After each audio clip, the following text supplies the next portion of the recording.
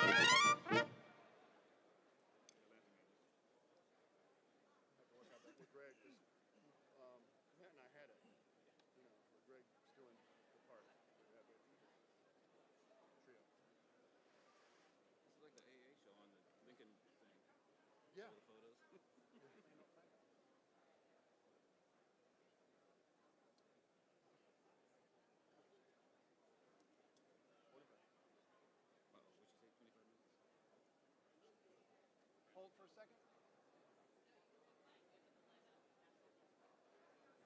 Okay. 6-year plan. What else you got, Evan? Randall Flag. Randall Flag. So, we all get through Riviera? One time? Yeah. So Randall Flag is part of the show, right? We can't do that. Trios is set. Yeah. I can play Just do the top. He's got a lot of. He's got some tunes in his book here. Sorry, top of Riviera. Okay. Give me a minute. You ready for Riviera? Don't go on. That's the thing. Just one time third. Twice. Twice through. Just give me a big cut on it.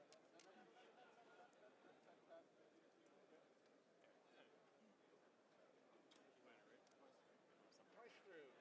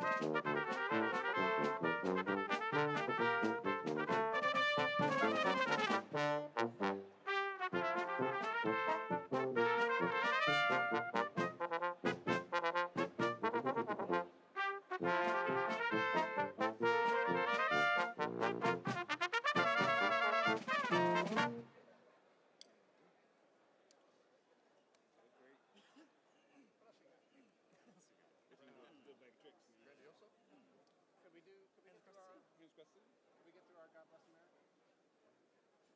Ish. Hands crossed. It's been, no, sorry, man. It's been, What else you got? Keep flipping me. I got hands crossed C in here. You lit? You got a whole bunch of What else, stuff. Greg? What's at the top? Grandiosa? Nah. It's going to be pretty empty at points. Just holding pattern for a second.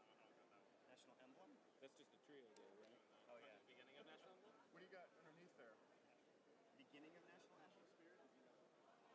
Probably Beginning of National Spirit? I got it in here. Doing it? We can do beginning of National Emblem. Yeah, let's do that. That'd be a little safer.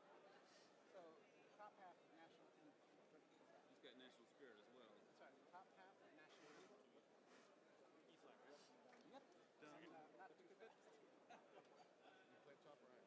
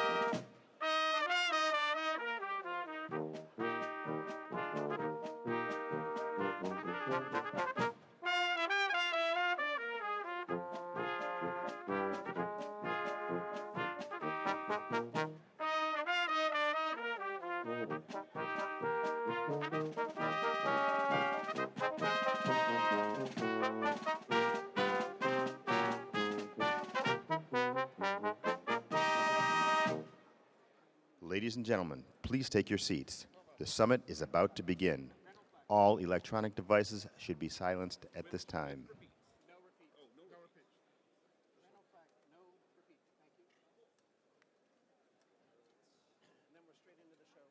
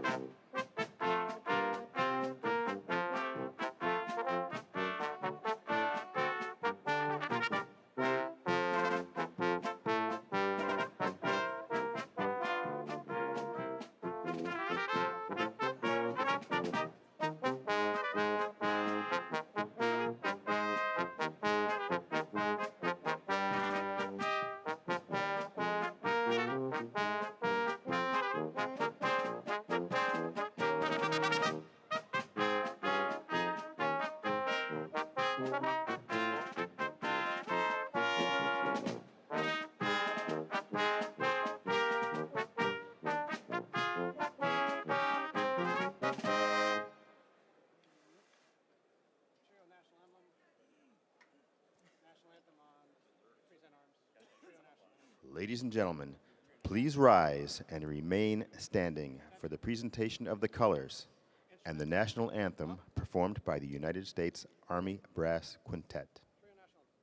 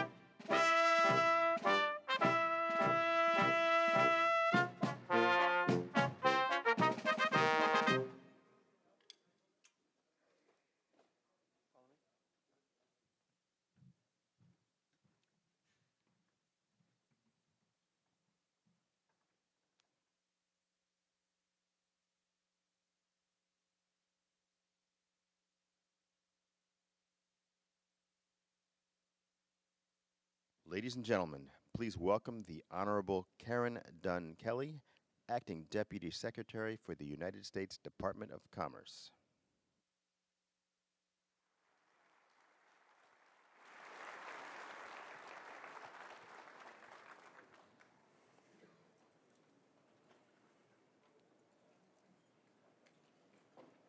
Good morning. On behalf of the United States Department of Commerce, welcome to SelectUSA Summit. We are very excited to have you here and to celebrate this year's theme, Invest Here, Grow Here, and Succeed Here. This is the 5th summit of its kind, and participants in the 4 preceding summits announced nearly $93 billion of greenfield FDI in the United States, supporting more than 140,000 jobs.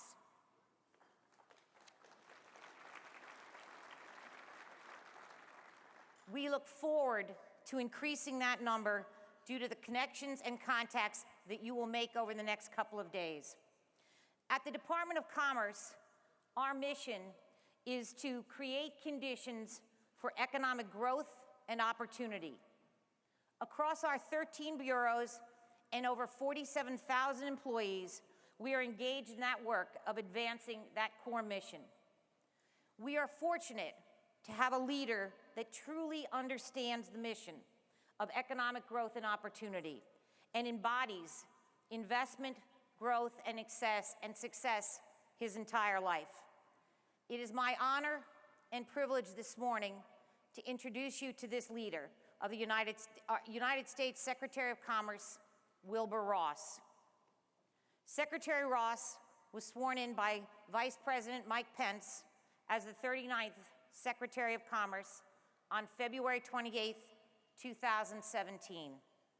In his role, he serves as the principal voice of business in the Trump administration. He ensures that U.S. entrepreneurs and businesses have the tools they need to create jobs and economic opportunity. The former chairman of W.L. Ross & Company, Secretary Ross has over 55 years of investment banking and private equity experience. He was named by Bloomberg Markets as one of the 50 most influential global finance people in global finance. Secretary Ross is the only individual elected to both the Private Equity Hall of Fame and the Turnaround Management Hall of Fame. We at the Department of Commerce are very fortunate to have a leader with the character, experience, and intellect as Secretary Ross. Thank you, Secretary Ross, for what you do for our department on behalf of the people of America every day. And we also very much appreciate you taking the time to kick off the 2018 SelectUSA Summit. So with that, will you please join me in welcoming the United States Secretary of Commerce, Wilbur Ross.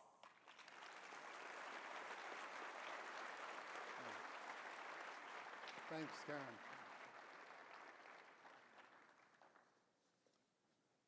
Thank you, Karen, for that wonderful introduction, and good morning, everyone. Can I hear it a little louder? There we go. That's the SelectUSA spirit. It's my pleasure to welcome you to the 2018 SelectUSA Investment Summit. This is an exciting event for me, for the Department of Commerce, for the economic development officials here from 50 states and territories, and for our entire country.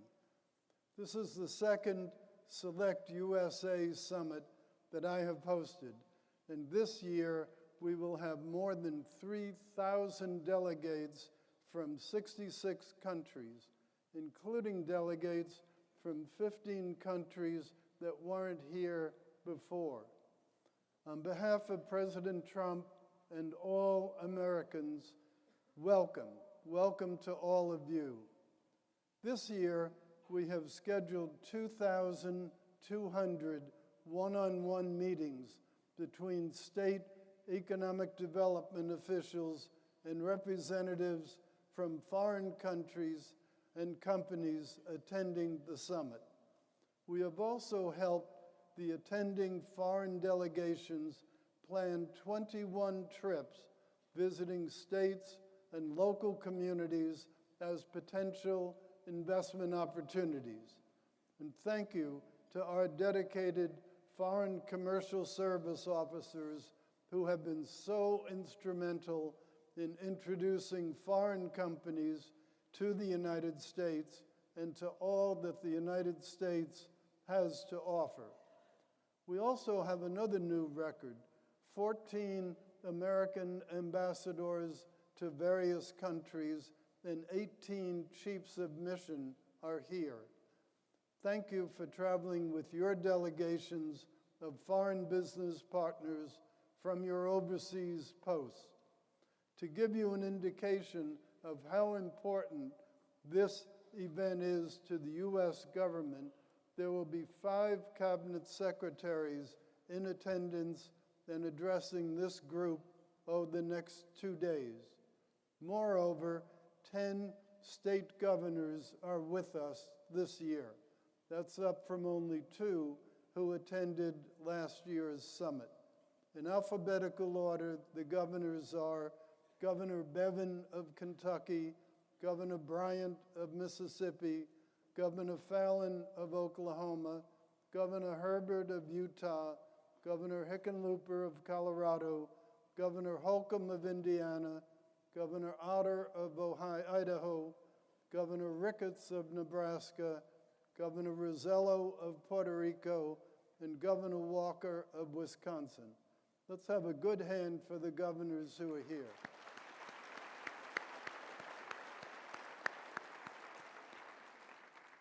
I thank you, governors, for making this summit a priority in your hectic schedules. This is the premier global event for foreign direct investment. We're here to help your companies grow and prosper in the most open and dynamic market in the world. The path that you are starting at the Investment Summit is one that will lead to success, not only in the United States, but the world over. As the saying goes, if you can be successful in the United States, you can be successful anywhere. This is the 5th SelectUSA Investment Summit. Since its inaugural year in 2013, more than $93 billion of foreign direct investment has been announced by past participants in this event. There are also some blockbuster investments from foreign companies that soon will be producing here and selling their output directly into American customers and into foreign export markets. Let me mention a few of them. Formosa Plastics Group of Taiwan is investing $9.4 billion in a massive chemical complex in St. James Parish, Louisiana. Over the next 10 years, building the new facility will generate 8,050 construction jobs and 1,200 permanent jobs. And get this, the average pay of those jobs will be $84,500, more than 60% higher than the median household income in St. James Parish. Representatives from Volvo Cars have been working with SelectUSA staff since 2014. They are now investing an additional $520 million in their production center in Berkeley County, South Carolina, for the company's new line of sedans and mid-sized crossovers. Volvo will hire more than 1,900 workers, and its investment is expected to create an additional 2,000 indirect jobs. Volvo's investment in South Carolina now totals more than $1 billion. Fiat, another car company, planning a $1 billion investment to move production of heavy-duty trucks from its plant in Mexico to a factory in Michigan. The company says the move was facilitated due to the tax reform bill that was signed into law by President Trump last December. Japan-based Teijin broke ground earlier this month on a $643 million carbon fiber production plant in Greenwood County, South Carolina. The company will hire 291 American workers, and company executives said that the state and local economic development officials welcomed them like they were, quote, family.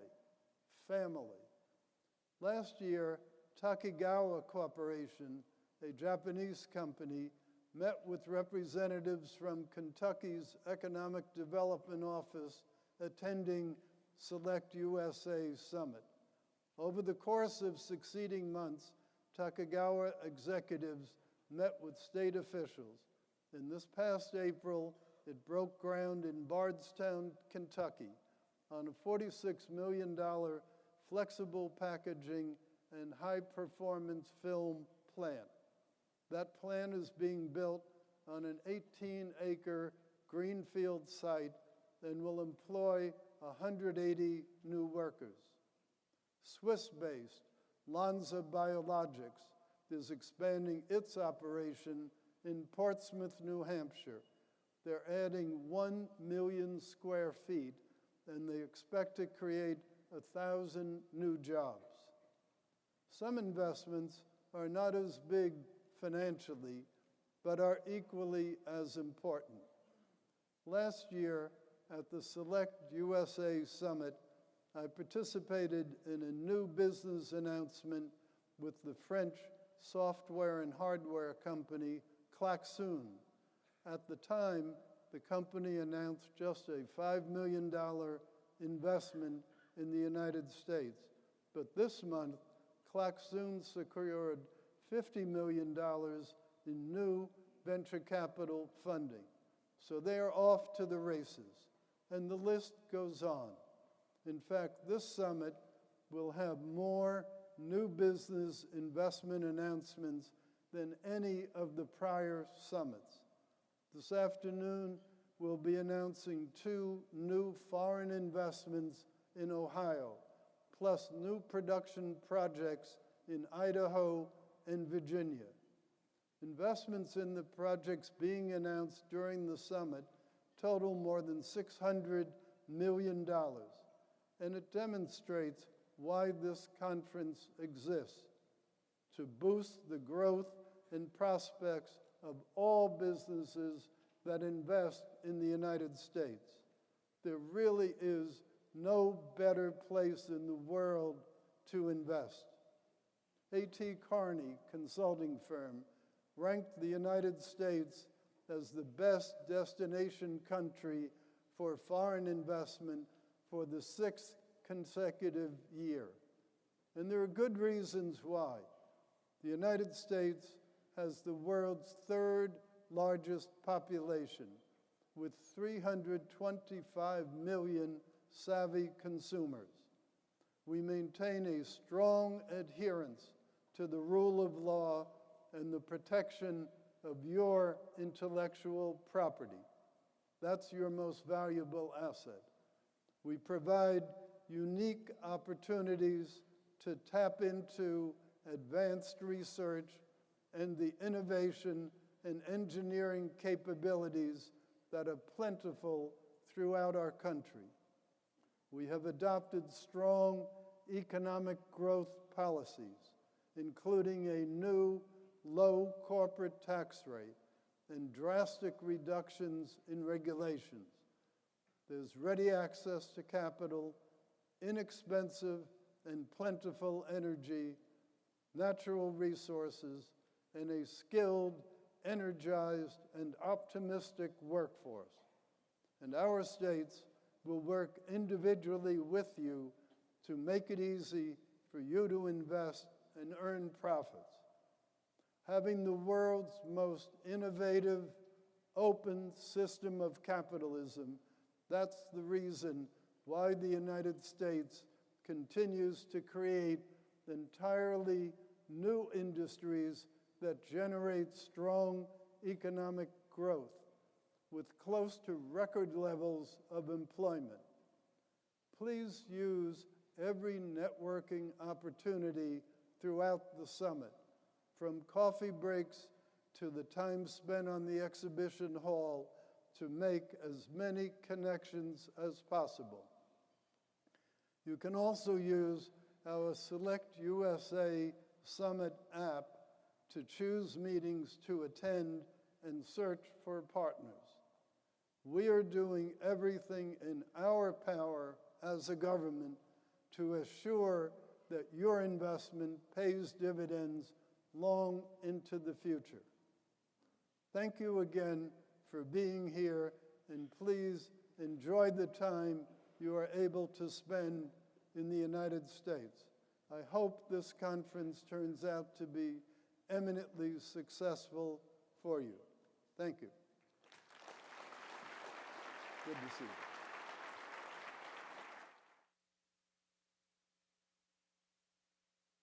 Ladies and gentlemen, please welcome to the stage Mr. Michael Young, President of Texas A&M University, to moderate a discussion on success in the U.S. market.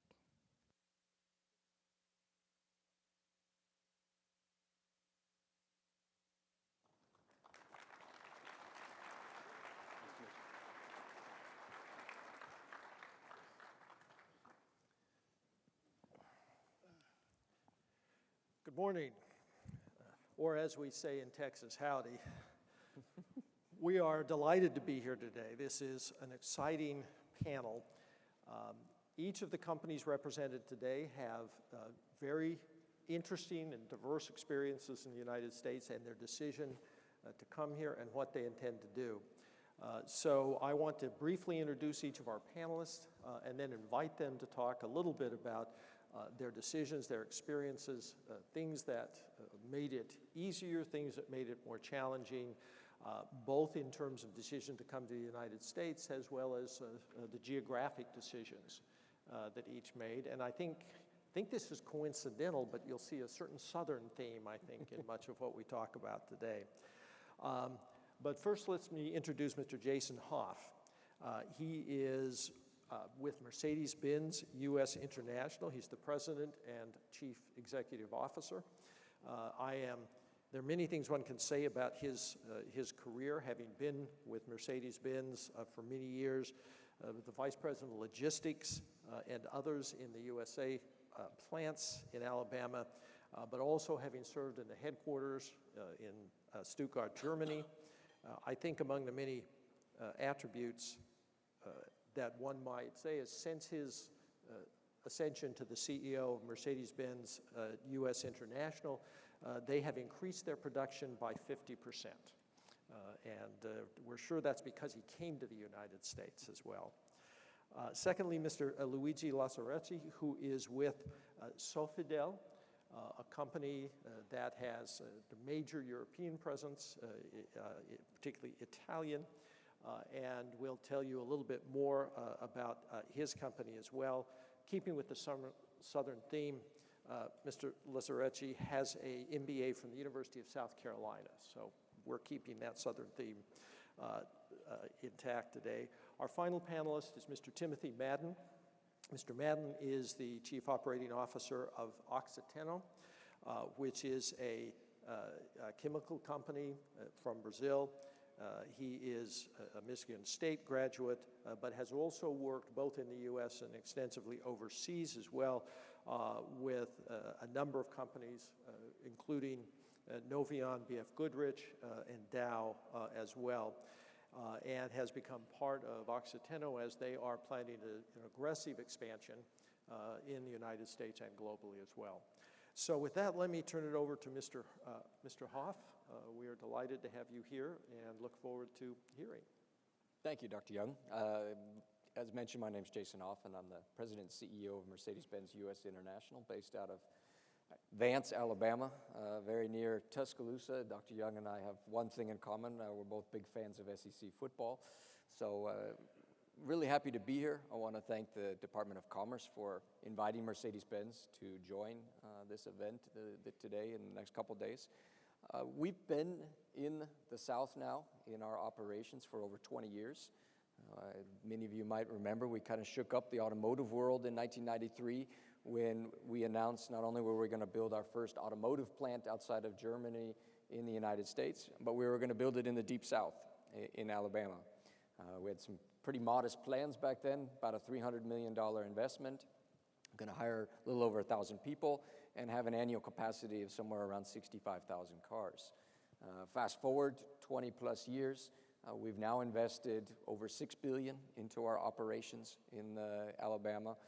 We have an annual capacity of approximately 300,000 vehicles. We're the home of the SUVs, the large size SUVs that you see on the road from Mercedes-Benz. So a GLE, a GLS, or GLE Coupe comes out of our plant. We also build C-Classes since 2014. And clearly it's been a success story. And if you heard the introduction, talking a little bit about, invest, grow, and succeed here in the U.S., that's clearly been the path that Mercedes has been on over the past 20 years. Why the Southeast and why the U.S.? First of all, Mercedes-Benz in the early 90s had made a strategic decision to expand the product portfolio, but also start to look at producing vehicles in markets closer to the markets that we sold those vehicles. As I mentioned, it was the first full-scale automotive plant for Mercedes-Benz outside of Germany. And we also knew that there was a growth in the SUV market coming. So those two things led to us coming to the U.S. And after an extensive site selection process, we decided to set roots in Alabama. Alabama was an interesting choice back in 1993, or really all the way up until we produced the first car in 1997. Alabama had built a total of 0 cars. We were the first automotive manufacturer to go to the South, that deep South in Alabama. Since then, it's been a transformation. And I was talking a little bit to Dr. Young about my experience over the past 20 to 25 years in Alabama and how much has changed down there. Just from the automotive sector side, we have 4 full-scale automotive OEMs just alone in Alabama. Toyota has an engine plant up in northern Alabama. The Hyundai has a plant in southern, just south of Montgomery, and Honda also has a facility east of Birmingham. So now Alabama produces about 1 million cars a year. Toyota Mazda just recently announced another plant that they're going to build in northern Alabama. And, Mercedes feels that hopefully we had a little bit to do with that growth that you see in the Southeast. And interestingly enough, they all are foreign automotive manufacturers. And the growth that you see in the automotive industry, especially from a manufacturing, job creation standpoint, are coming from the foreign OEMs, much more so than, let's say, the big 3 or the local OEMs. So Alabama itself, and you can say this for a lot of areas of the U.S., offered us really 3 things. First of all, a great flexible workforce. We were very impressed from our very first visits there about the willingness of people wanting to work. They wanted to be engaged. They're not there just for a job. They're really looking at it as a career. Of the approximately 1,000, 1,100 people that we had at the beginning, 600 to 700 of those team members still work in our operation. So we have a retention rate of people coming on 20 years of somewhere in the 60 to 70% range. Very flexible workforce. They will do anything. If we need to change schedules or if we need to move people, make changes, they're ready to do it. The second thing that the South, and especially Alabama, offered obviously was a great location. We had a location that logistically met our needs, had the right infrastructure in and around the facility, and wasn't so far away from some of the suppliers and other OEMs that had already started to migrate south at that time. And then last but not least, and I'll end my comments there, what I think has been really one of the biggest keys to our success is the partnership that we've had with the people and the local entities that run Alabama, whether it be state, city, county. They came out, they made a big commitment to us. We made a big commitment to them. And in the end, we've both held on to our commitments from the very beginning. And that speaks a lot for the state of Alabama, speaks a lot for, obviously, Mercedes-Benz, and has really been a key to our success. You know, when we want to make a change or make an expansion, we have the right people to talk to. They're ready to come to the table and help support us, whether that be training or infrastructure developments or other things. And they're always willing to listen to suggestions and proposals from us. So, you know, I'm excited to be here. Looking forward to answering any questions and themes. And thank you, Dr. Young. So thank you very much. Mr. Lazaretti? Yeah. Morning. Thanks for inviting me here. Congratulations for my last name pronunciation, one of the best I've heard. Nobody of you, I believe, knows our company, Sofidel. Sofidel is not a luxurious hotel chain. It's not an Italian fashion company. We are producing toilet paper, unfortunately. But somebody has to produce that too. The company is originally, I mean, actually the headquarters is based in Italy, not far from Florence. Was born 52 years ago.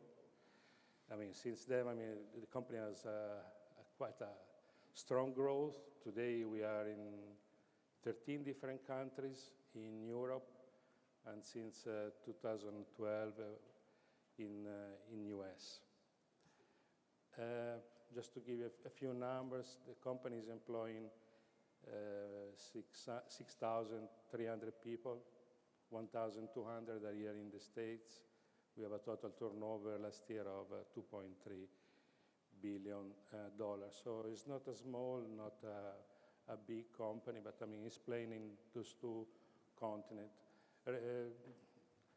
On our sector, we are the second largest producer in Europe, the sixth worldwide. Why we invest in the US? I mean, for sure, there was a need for growth. Having already quite an important position in Europe, I mean, it was impossible really to think about a large expansion over there. So looking around the different possibilities, we have chosen US, I mean, for several reasons. Generic one, personal one, and also specific to this industry. Generic reasons, I mean, one is language. Even though my English is not really great, but I can assure you that there are more difficult languages worldwide than English. So for sure is an important factor. But also, I mean, a diversification strategy. We don't want to be only on one continent, Europe, but we want to be also, I mean, in another one. And also we wanted to balance our currency exchange risk. We are buying most of the raw materials nominated in dollars, while at the moment we are selling in euros. I say at the moment because I don't know in the near future what is going to happen to the euro. So being here for sure is a way of balancing that risk. Business climate, for sure, the U.S.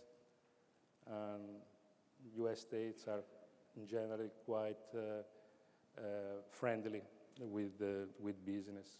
But also legal certainty is a very important factor, and very good support from local bodies, especially in some of the U.S. states, has been very important. There is also a personal reason that Mr. Young just mentioned before. I spent my best years here in the States. I was on my 20s because I got my master degree at the University of South Carolina. And being as a student, I always thought that I have to come back and give back what I learned and my experience. So I always thought that one day I should have come here and do something and contribute the way I could to the growth of this country. But then also there are specific reasons related to this industry.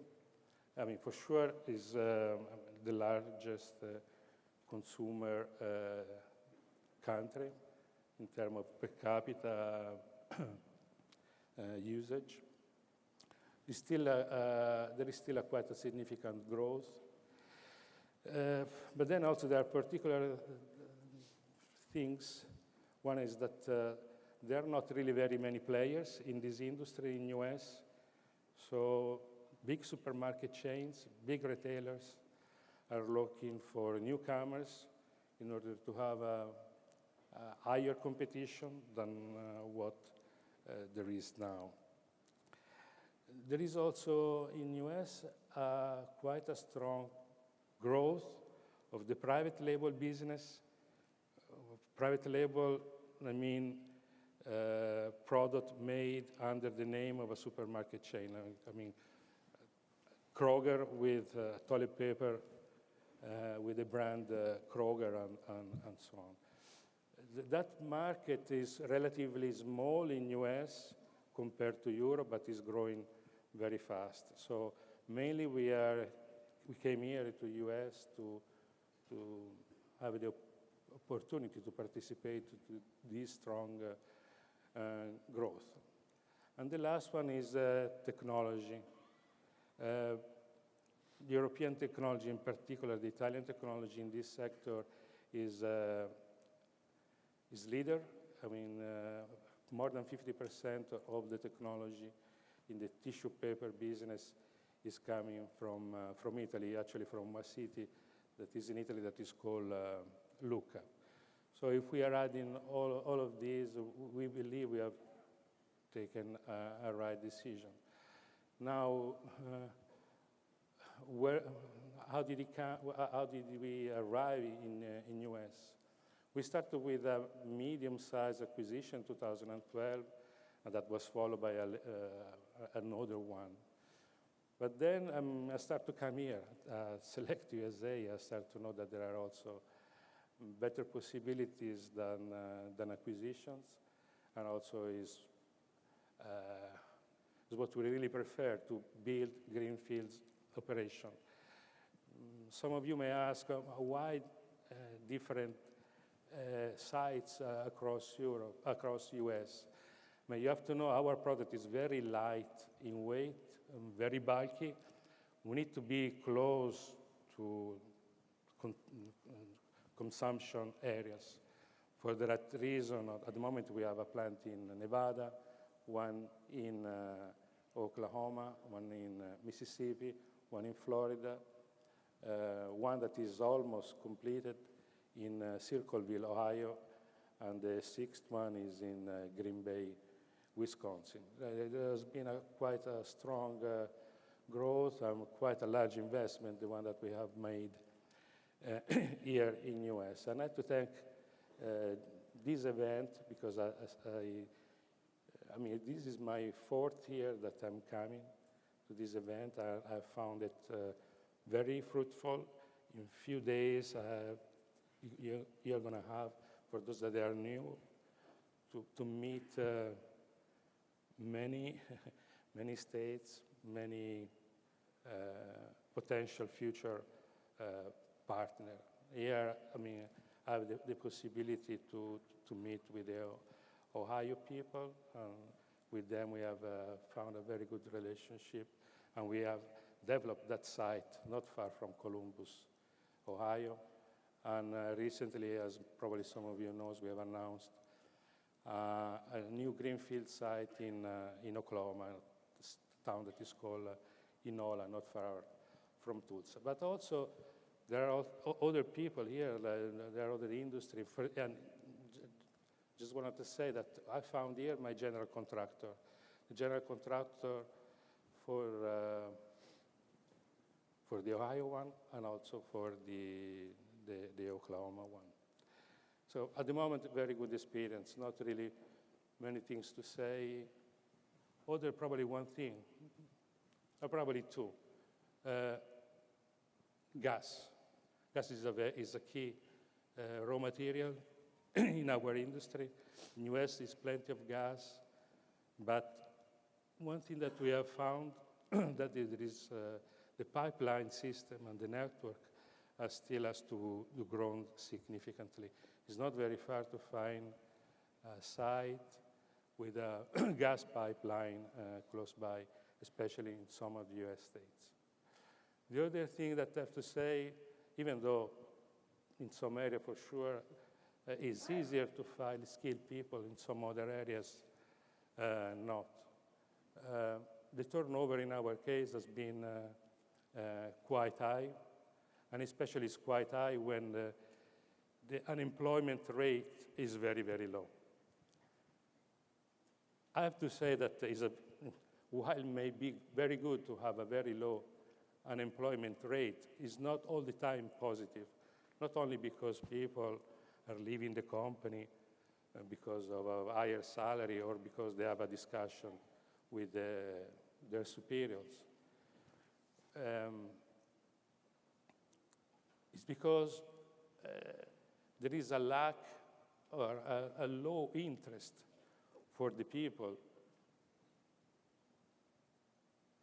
to learn, to be more competitive, because why should I care if I'm going to lose the job today when tomorrow morning I can find another one?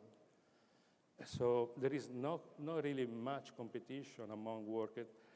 In some areas where we have been, some people really they don't care to improve themselves. Because as I was saying, it's very easy to find another job the following day. So sometimes a too low unemployment rate may not be positive. That's just what I wanted to say. Thank you. Thank you very much.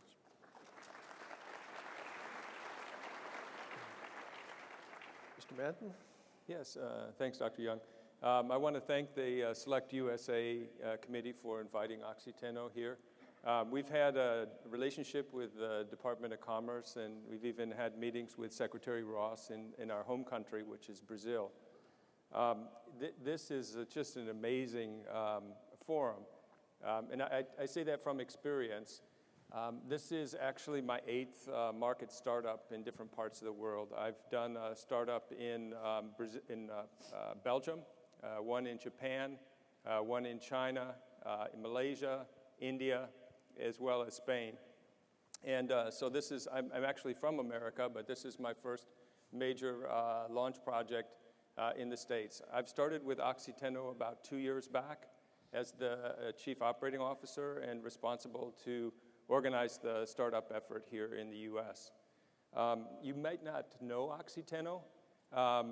You may not even know our parent company. Our parent company is called Ultrapar.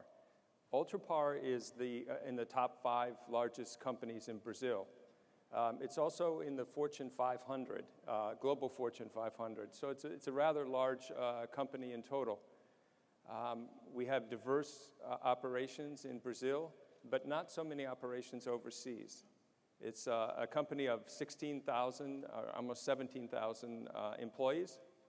But out of those 17,000 employees, only 4% of them are outside of Brazil. So this move to the US for us was a very brave move. It's a big move for us, and one that is extremely exciting for us. Now, we didn't just start this journey today, obviously. We started this journey about 10 years back. We started out with a small trading company located in New Jersey, and then over time, we studied the market. 5 years back, we bought a large piece of land in Texas. It's located in Pasadena, Texas, which is right in a petrochemical complex in the Gulf. We chose it for the reason of being close to our raw materials. Also, with the enhanced oil recovery and also the fracking in the US, the ethylene prices are extremely low here. So it's very, very good competitiveness for us, and that factored into our decision. We also started simultaneously our pre-marketing for our plant, and then we started our economic analysis to see how feasible the plant would be in the US. And I'll talk a little bit more about that economic analysis later and the pre-marketing a little bit later. From there, then we started to look at technology. And I think you'll have noticed that there are a lot of options in the U.S. from the standpoint of technology. We were looking for a development lab to help modify our products for the U.S. market. What we ended up doing was searching different locations, and we ended up at the University of Southern Mississippi at an operation called the Accelerator, which allowed lab space for us. And we brought our equipment in. We ended up with 7 PhDs in place, and we've got a lot of developments out of that lab year to date. So that brings us up to the point of basically a launch of the project. The project itself is a very modern technology. It's the most state-of-the-art technology in the field of chemistry that we're involved in. It's 170 kilotons capacity, and that represents, for those who maybe not familiar with the chemical industry, that represents about 10% of the U.S. market for this particular chemistry, which is called non-ionic surfactants. So it's, as I said, a very big move on our part to come into the U.S. I'll give you some idea of some of the lessons learned that I would like to pass along, and some things you might want to think about. The first one you've heard a little bit earlier, which is about location. Again, that was important to us, raw material-wise, freight-wise, both from the port and the rail lines. So I think choosing the location is extremely important to the whole thing. I'll mention another factor that factors into this as well, which is the scale. What we found as we started to do our economic study in the U.S. was that the cost of labor, the cost of infrastructure, and the cost of regulation is very high in the U.S., and it's something that you definitely need to take into consideration in your economic models. And because of that, we decided on a large-scale plant. Reason being is that you need to spread those costs over the volume that you're producing. So scale is something definitely to take into consideration. Another big effort that we put on was a pre-marketing effort. In that effort, we moved a massive amount of material from our Brazilian plants and our Mexican plants into the U.S. market. The reason we did this was for a few. One is to make sure that we had the production capacity utilized in our plant, certainly, but probably more importantly is to develop those relationships with the customers. I would say that the U.S. customers are definitely difficult customers. This is a market where these customers are spoiled in a way with choices. They have a lot of good choices in the marketplace here. And so understanding well the customers is very, very important. Bringing a plant and not understanding the customers can be a very painful experience. And so we've used the last 3 years to build up the market and to build relationships. Customers in the U.S. expect reliability. They don't have big supply chain storage inside of their plants, and so it's very important that you've worked out that supply chain and that you've proved your reliability before you start. The next thing that I'd like to say after that is the customization of the products and the development of the products, the continued development of the products is very important. I mentioned that we used the University of Southern Mississippi as our site for starting up our lab process, which was important because the products that we sell in Brazil, when we tried to sell those in the U.S., we found that there's some slight changes that need to be made.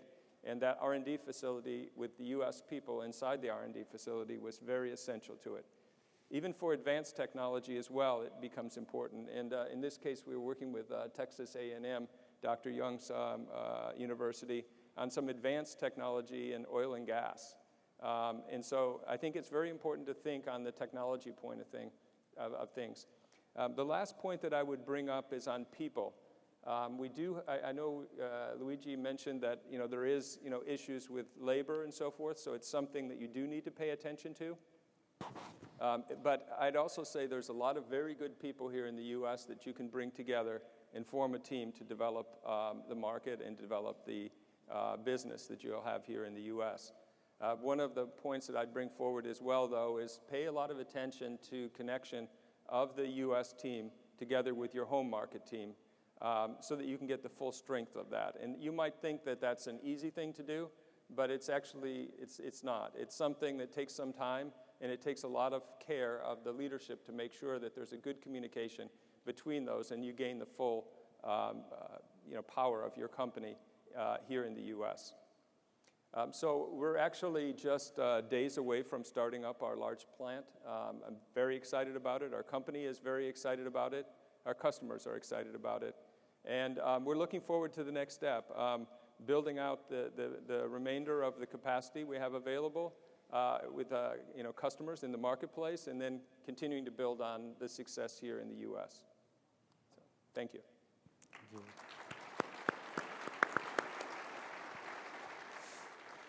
Thank you to all of our panelists. Very different kinds of experiences and different themes I'm hearing run through this.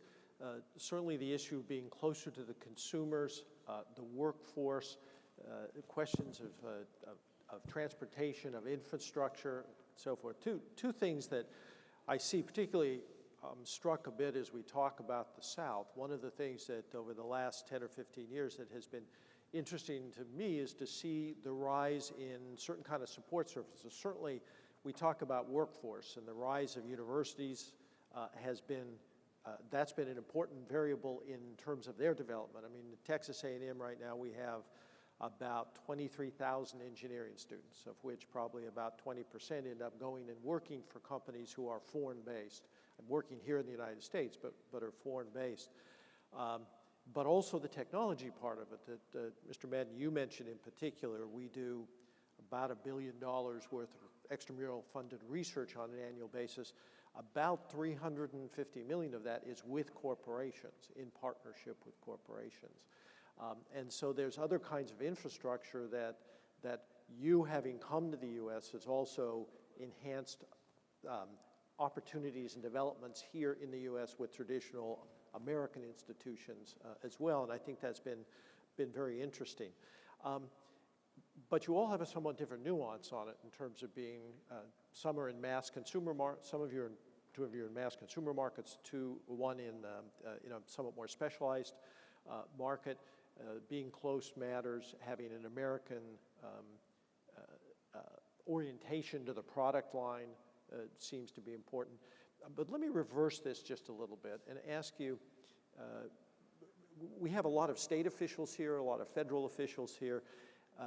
You talked particularly about some of the challenges in the regulatory environment, and that there's sometimes high costs of doing business in certain ways. Can you identify some of those things that would make it even, would facilitate even better in terms of state paying attention to particular business environment, or the federal government paying attention to the business environment? I think that one thing that we have seen is states, especially in the Southeast, are very focused on supporting training efforts. We've all talked about workforce in one form or another. The states have a lot of good programs. Alabama has, I think, one of the best programs of providing different training programs to get people ready for employment in, for example, the automotive industry or other industries.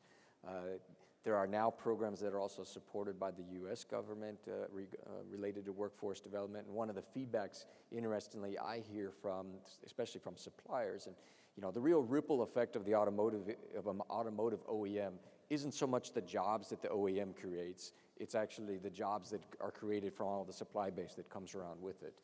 We have about 3,700 team members right now. We have over 7,000 people that come on our site through our gates every day.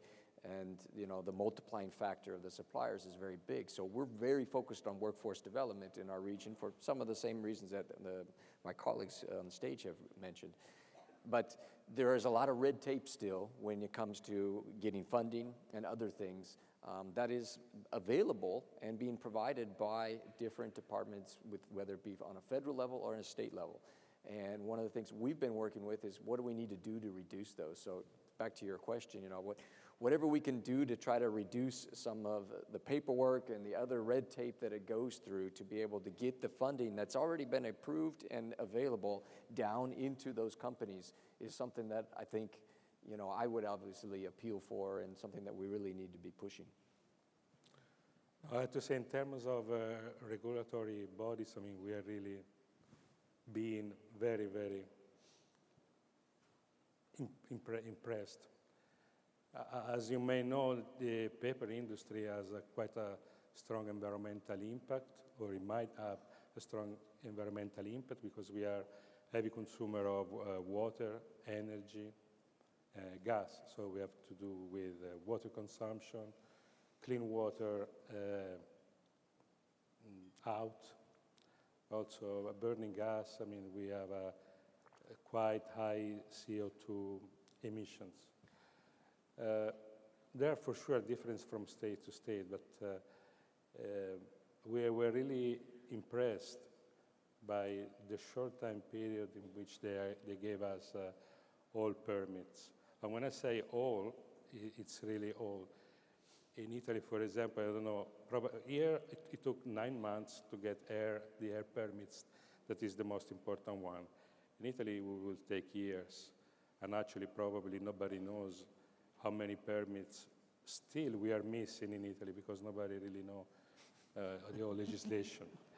So in that sense, really, we have been really very, very positively impressed. Yeah, my comment on regulation is that, I'm a little more frustrated from that standpoint in that I think the regulations are really good. The air regulations in Texas are really good. I think they're important. The only issue I have is the speed that it takes, in my case, how long it's taken, because we're able to put in equipment, we're able to do our project faster than the approvals are able to come through. So sometimes the approvals actually hit the critical path of the project. So I think there still can be a lot done to speed the process along of these approvals. But as far as the regulations themselves go, I think they're excellent regulations. One thing that I didn't mention that was brought up in Secretary Ross's initial statement was about the Tax Reform Act. We did a relook at our financials, our NPV of our project, which we started 3 or 4 years ago, and then we're looking at that today.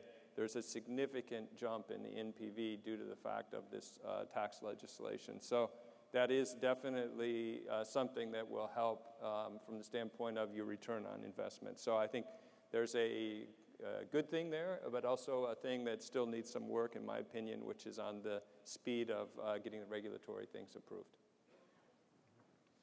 So I've mentioned a few themes that seem to me common and some that seem different between and among your 3 companies, and I'm really delighted that we have 3 very different perspectives on investment and structure. In terms of, Mr. Ben, you mentioned in particular relationship between the U.S. operations and your foreign operations, and all of you will have that in a fairly intense way, given your presence in your home country being so pronounced. How do you deal with that? How do you ensure that there is a more seamless company as opposed to 2 quite separate companies, number one? And number 2, we talked a lot about siting here being closer to consumers. To what degree do you export from the U.S. and how does that figure into your calculations in terms of what you build here and how you site? Well, to your first question, we have standard operations throughout the world now. Our operations group is, in the automotive industry especially, is very big on making sure we have a standard production system that you can easily see in each of our operations. So that's actually one of the easier things, I would say, for us to deal with. There is obviously the time lags and other things that go along with being, let's say, a company over here and our parent company being over in Stuttgart, Germany, 6-hour time difference, East Coast, 7 hours for us on Central Time. But the key thing is communication. In today's day and age, it's a heck of a lot easier than it was 20 years ago. Cell phones and things make communicating via video conference tremendously more successful and easier to deal with the differences, whether it be time and distance. Being a global, we are a very global company. Our operations here does export 2/3 of our SUVs overseas.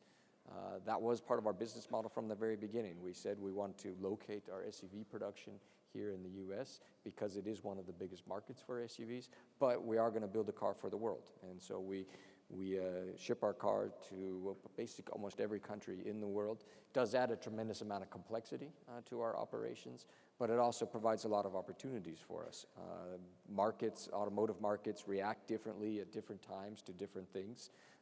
And so it certainly helps us from being able to balance things out.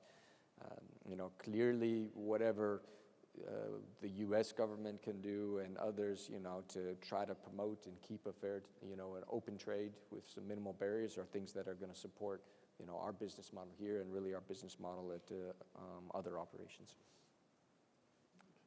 Now, I have to say, being your mother company German, for sure is much easier to have a standardized and everything under procedure than an Italian company.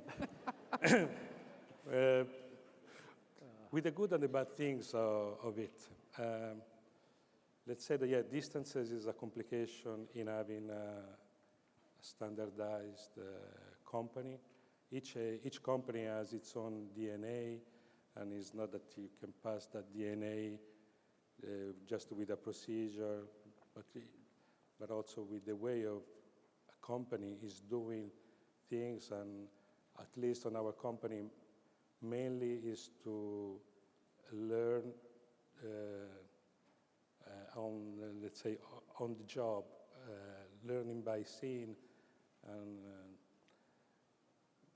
how we have done that, for sure there are several expatriates from Europe that they have moved to the U.S. Mainly, the task force is on the newest plant that we are developing. I mean, as soon as that plan we believe is quite well, let's say, organized, then we move these people to another site, or eventually they come back to Europe. We have found quite a strong ground because people, they react. I mean, here in U.S. people, they are reacting quite well, and we are integrating much faster than in several European countries. I don't mention which one. Yes, but the integration is going fast, yes, and people, they like to be part of a big group or a big corporation, and having the possibility to have these different experiences also in other states, in other continents. Yeah, for us, it's a new thing, moving outside of Brazil. So it is a challenge for us. What we've done is we've set up P&L regions, and USA is one of the regions. It has a P&L. Previously, it was all functional, so functional back to Brazil. Everything went back that way. It is a project inside of our company to try to work through this. I think if you look at the way people are today, a lot of times I think people tend to be sort of tribal. Are we the Brazilian guys or are we the U.S. guys? And that can be very disruptive to trying to make a global organization work. I think it's important that for people to understand that one day they'll be on the U.S. team, the next day they'll be on the global procurement team, the next day they'll be on the global manufacturing team. They have to have a lot of flexibility, and that's hard for, I think, sometimes for people to catch. And so we have a major program in our company to work on that. The second question on imports or exports, I should say, is an interesting one. We haven't really addressed the export in our design. What we did do, though, was if you think of these shared economy today and how people work together with assets and so forth, we've reserved about 20% of our capacity for co-production. And we've signed deals with some of the producers in the U.S. who needed to expand to utilize part of our capacity as well. So I think there's other options to export. There's a lot of things that can be done even inside the U.S. And although as I mentioned, the ethane, which is a key feedstock for us, is the cheapest in the U.S. And so I would imagine that we will get to more export in the future. Thank you very much. We have 2 minutes and 19 seconds left. In that 2 minutes and 19 seconds, is there anything advantageous, disadvantageous, or is it neutral?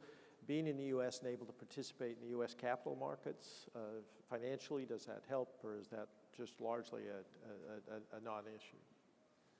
It's certainly not, there's not a hindrance, whether there's an advantage or not. We're a global company, we have capital, access to the capital markets in most of the major economies of the world.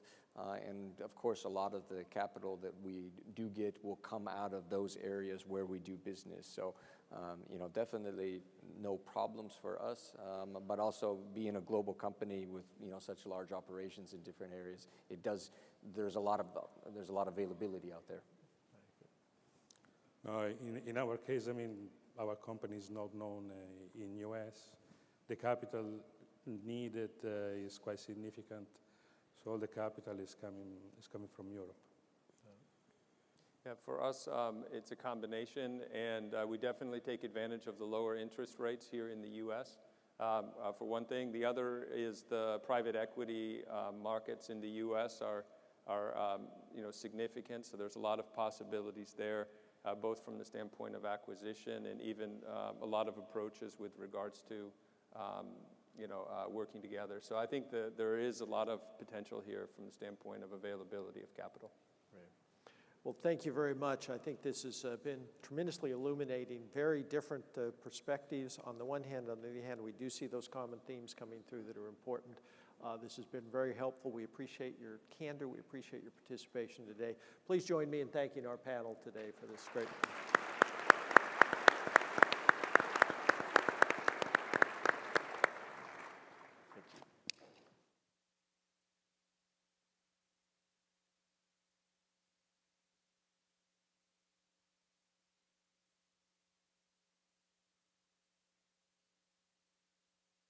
Hi, I'm Bunchai from Charan Pokapan Group.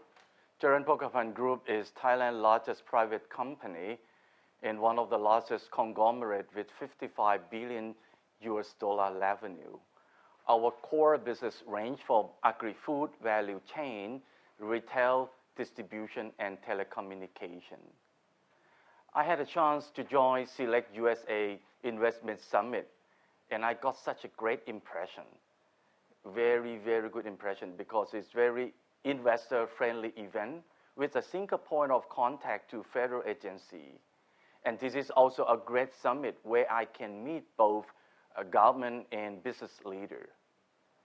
We invest $1.1 billion in the end of 2016, and we believe more to come. And I have to say, thank you, SelectUSA.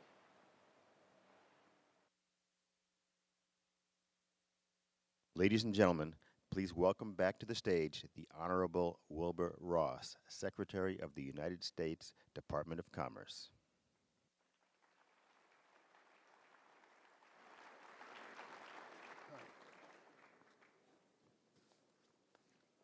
It's me again. I hope you enjoyed the last panel discussion with the leaders of such iconic global companies. Now it's my great pleasure to introduce our next speaker, Treasury Secretary Stephen T. Mnuchin. I don't want to take too long to give Secretary Mnuchin maximum time for his remarks, but let me say that since President Trump signed the historic tax reform legislation last summer, which was importantly engineered by Secretary Mnuchin, our economy has soared. Because of the 40% reduction in marginal tax rates for businesses and international tax improvements, our economy is on a strong upward trajectory for the first time in a decade. Investment is increasing and jobs are more plentiful than they have been for many years. Trump administration has made historic progress in eliminating regulations and spurring investment. According to a recent Wall Street Journal article, the pace of cutting regulations is increasing from 4-to-1 in 17 to 6-to-1 so far in 2018. Throughout this period of historic growth, Secretary Mnuchin has been a steady hand at the helm of Treasury, helping to lay the foundation for economic prosperity and promoting the President's jobs agenda. Secretary Mnuchin is the leading force in setting the nation's monetary policy and playing a big role in trade as well. His career in finance and management, along with his educational achievements, make him perfectly suited for his role in public service. Upon graduating from Yale, Secretary Mnuchin began his business career at Goldman Sachs. Stephen later founded several hedge funds and served as chairman and CEO for One West Bancorp, which he sold in 2015 to CIT Group. More recently, Stephen served as finance chair of the Trump campaign. It's my privilege to work alongside him in fostering investment and economic opportunity here at home and abroad. I think that when the history of the Trump administration is finally written, the world will recognize that Stephen Mnuchin ranks up there with Alexander Hamilton, with Mellon, and with the other icons of American Treasury historically. So it's my honor to introduce the 77th Secretary of the Department of Treasury, the person whose signature is on the very currency that you have in your pockets, and he's also my friend, Stephen T. Mnuchin. Let's give him a big welcome. Thank you very much. Thank you for the invitation to speak this morning, and congratulations to Secretary Ross on putting together another very successful SelectUSA Summit. I am pleased to join you today as we celebrate the 6-month anniversary of the passage of the Tax Cuts and Jobs Act, which the President really wanted to name the Tax Cuts Act, and the most comprehensive tax reform legislation in 30 years. The bill cuts taxes for American families and made our business tax system more competitive. Companies of all sizes are now investing hundreds of billions of dollars in U.S. operations. We're also seeing millions of employees across the country receive bonuses, bigger paychecks, generous budgets, benefits, and new jobs. While the law is already having positive effects, we are also busy implementing it at Treasury. Our Office of Tax Policy and the IRS are working closely together to provide taxpayers with necessary guidance to plan for the future and accurately assess their tax liability. The IRS has published 24 pieces of guidance already, and they are hard working to release more over the summer. The Trump economic agenda, which includes tax reform as well as regulatory reform, has created the most positive economic environment in generations.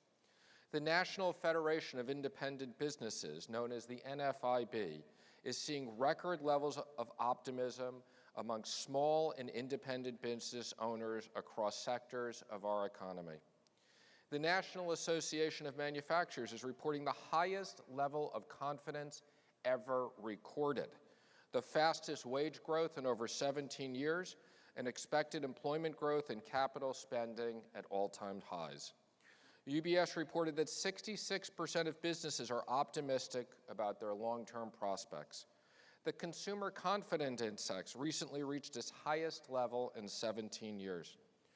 Importantly, the University of Michigan is reporting that confidence among households in lower third income tier has risen 11.4% since February. This reflects the fact that we are experiencing historically low unemployment with 3 million jobs added, including 300,000 manufacturing jobs since the president took office. These numbers demonstrate that the president's policies are working and we are on the path to strong economic growth that he promised the American people. There has never been a better time to invest and grow in your business in America. In the Tax Cuts and Jobs Act, we cut the top corporate rate from 35% to 20%. That means that America went from one of the highest corporate tax rates in the industrialized world to below the average. We also cut taxes for small business and pass-throughs, and the law permits businesses to deduct 20% of their qualified business income. The United States is moving from a worldwide system of taxation towards a territorial system, and companies can now immediately expense capital expenditure for 5 years. These are meaningful reforms that will put American companies on a level playing field with competitors globally and help them to invest and grow their operations here in our country. We have also focused on improving the financial regulatory environment. Over the last year, we issued a number of reports outlining our findings, recommendations for making financial regulatory conditions more predictable, fair, and efficient. We worked with our congressional and regulatory partners on a series of recommendations, several of which became part of the recent Dodd-Frank reform legislation. We're delighted that the President signed the Economic Growth, Regulatory Relief, and Consumer Protection Act into law on May 24th. The law is a significant victory because it was done on a bipartisan basis. It shows that Republicans and Democrats can come together to pass legislation that will make a difference for everyday Americans and lead to a fundamental, stronger economy. This law will enhance the flow of credit and support job creation and wage growth. It is especially helpful for smaller and mid-market financial institutions that are an important mechanism for small business. Of note, the Act raised the statutory threshold for enhanced prudential standards from $50 billion to $250 billion, with some discretion for the Fed to apply it to mid-sized banks. Among other measures, it also raised the supervisory and company-run stress test thresholds. The law strikes the right balance of maintaining protections for consumers and taxpayers while providing regulatory relief where appropriate. As we discuss foreign investment in the United States, I also have to mention the Committee on Foreign Investment in the United States, known as CFIUS, and the reforms we are working on relating to the CFIUS review process. We have an open investment environment in the United States, and we intend to keep it that way. We must also protect our national security. That's why we are pleased to support legislation that will modernize the CFIUS review process. Legislation now pending in Congress could expand CFIUS jurisdiction to cover those transactions of most concern that are not currently covered, including certain real estate and non-passive investments. The legislation, however, is still tailored to maintain our open investment environment. We are committed to expeditiously reviewing transactions, and we welcome the ability to do so in a way that reflects the rapidly evolving dynamics of our global economy. Our tax and regulatory reform efforts are opening up our already welcome investment environment. These measures complement our trade efforts, which aim to break down decade-old barriers to markets around the world. We are committed to working with our trading partners to modernize NAFTA, break down tariffs and other restraints, and to build stronger partnerships with other nations. Over the past year and a half, the President's policies have led to unprecedented optimism across the economy. Consumer confidence and business confidence are reaching new heights.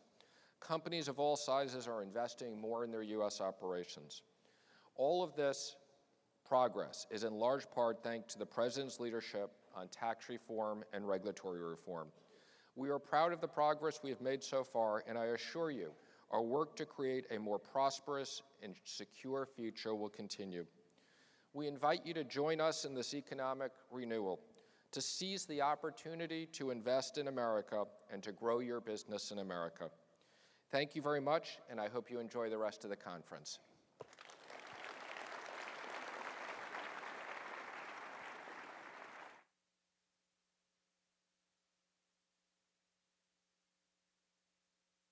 Ladies and gentlemen, please welcome to the stage the Honorable John W. Hickenlooper, Governor of Colorado.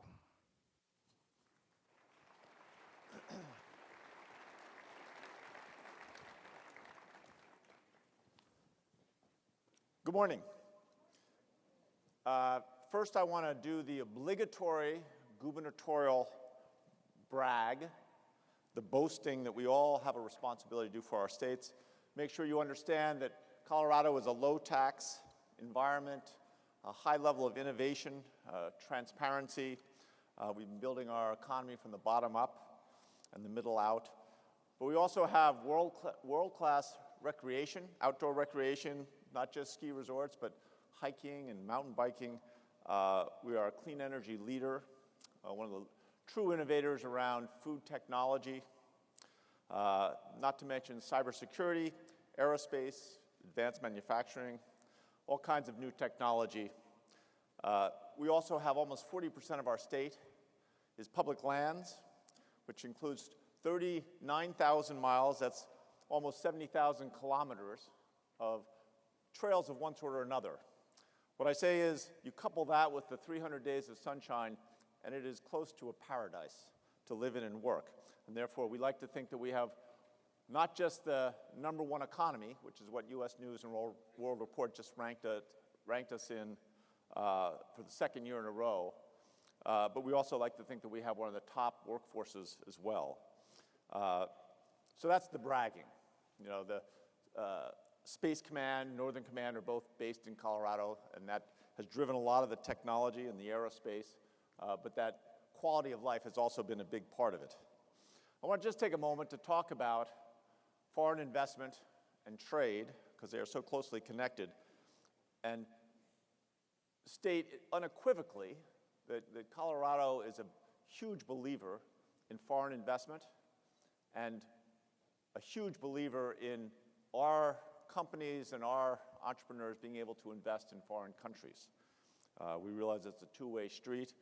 I spent 16 years in the restaurant business before I got into politics. Before I ran for mayor of Denver, I'd never run for student council or class president, which is American democracy is pretty unusual.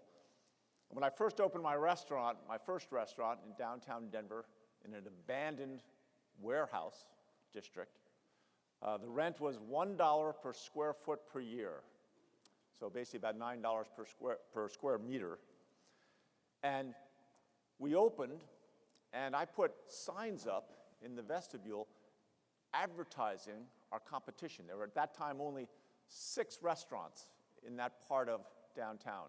And my staff came up to me. I was a former geologist from the oil and gas business who had been, when the price of oil collapsed in the 1980s, I'd been laid off along with almost everyone else. And I gave the staff, my restaurant staff came up and said, you've never been in the restaurant business. This is dog eat dog. You can't advertise your competition. You're going to get eaten alive. And I said, well, maybe those other restaurants, few as they are not our real competition. Maybe our real competition is the TV set.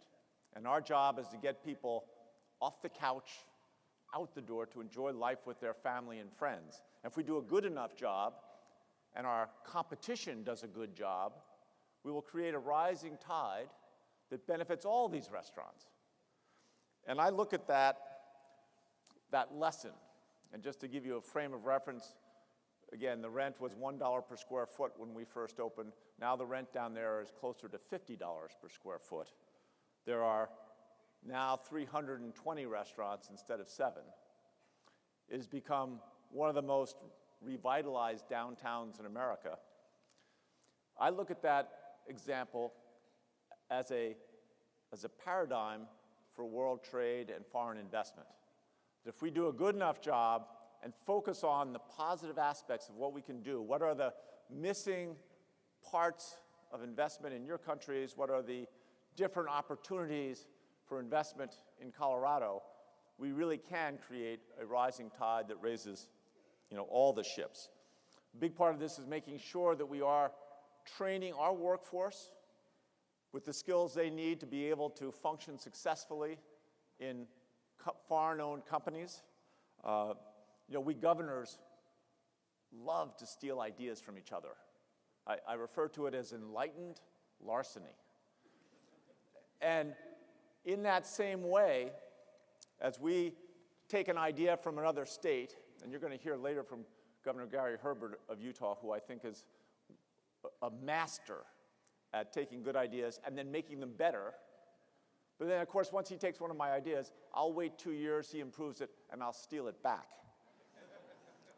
And in that sense, we look at our major trading partners and investment partners. So for Colorado, obviously Canada and Mexico, but China, Switzerland and Germany, Korea. And we look at all the lessons that we have learned and continue to learn from those countries. And we are transforming our workforce now from being the traditional approach to, standard American education until a young person is 18 years old, then they either go to the university or go off and find employment.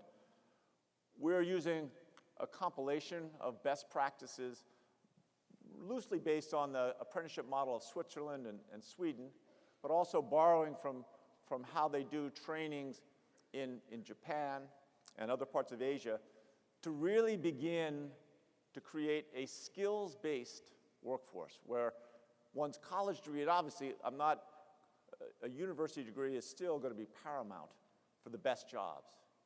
But we recognize that our entire workforce has to be able to really acquire the skills throughout their life and get competencies that will allow them to be trained and then retrained as technology, whether you're talking about artificial intelligence or automation, but as technology continues to alter the landscape of our businesses and our investments. So that's my real pitch here, is that we all need to be taking those best practices from each other in terms of preparing our workforce for the disruption and challenges that's going to happen. And it's hard to do that if we're not trading and investing in each other's countries and each other's companies. So if you take one thing away, well, I'll ask you to take two things away. One is Colorado is the best state to invest in. And then the second thing is that overall we have the opportunity in real time to dramatically change the level of security in the world.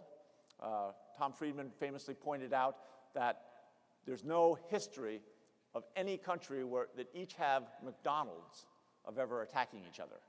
And I think that's, who knows how long that will last. But the bottom line is, if we focus on what things we can do working together and share our best practices, we can be part of making not only the world safer, but also making sure that our quality of life in all parts of the world continues to increase. Thank you very much.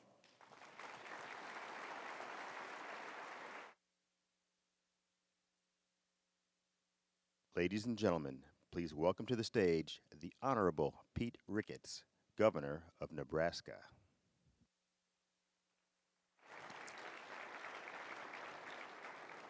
Well, good morning, everybody. How are we all doing today? Good, good, good, good. It is an honor and a privilege for me to be here today to address this group, and I want to thank Secretary Ross and the Department of Commerce for organizing this. And the reason I am here today is to invite you to invest and trade with Nebraska. Investment and trade is how we are growing our state. That's a cornerstone for our overall strategy. And Nebraska has got the business climate to make that possible. If you look at companies in our state right now that have a headquarters outside the United States, they employ about 59,000 people in Nebraska, and over the course of the last 10 years have invested $7.2 billion in our state. And why are they doing that? Well, they're doing that because we've got a great business climate. In Nebraska, we have had companies like Kawasaki have an over 40-year relationship in our state. They have invested and created 2,000 jobs with their manufacturing facility. And just recently, last year, announced an additional investment, creating their first ever aerospace division in the United States, right in Lincoln, Nebraska. Nebraska is home to 4 Fortune 500 companies: Union Pacific, Berkshire Hathaway, Peter Kiewit, and Mutual of Omaha. We are creating the Silicon Prairie in our state, with investments like Facebook creating their ninth worldwide data center in Nebraska. And we actually have a data center hub there with other companies like Fidelity and Travelers and Yahoo. We also have homegrown technology companies like Huddle, which is a leader in the sports information industry, sports software. And why do all these companies come and invest? Because they know they can be successful in our state. Nebraska has won the Governor's Cup from Site Selection Magazine for 2 years in a row now for the most economic development projects per capita of any state in the country. In fact, for the last 2 years in a row, we have had more economic development projects than North Dakota, South Dakota, and Kansas combined, because companies recognize we're a great place to do business. Forbes ranks us the 4th best state overall for business. We're the 6th most fiscally stable state, according to the George Mason's Mercatus Center. And U.S. News & World Report earlier this year ranked us the 7th best state overall. Now, I didn't check to see where that ranked us against Colorado and Governor Hickenlooper. But certainly, there's a friendly competition between all the states to be able to get your investment dollars. We want your business. And that's why I'm here today, to ask for your business.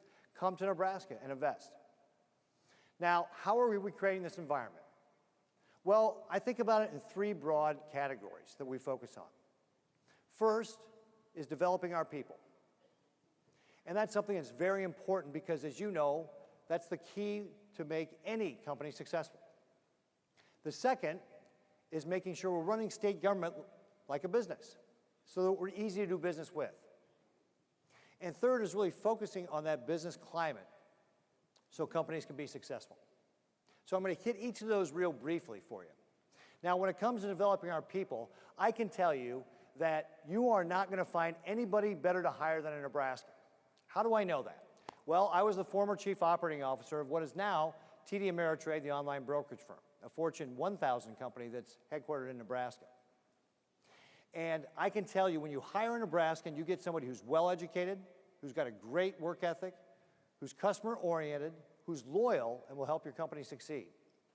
In fact, Nebraska has one of the highest labor force participation rates in the country.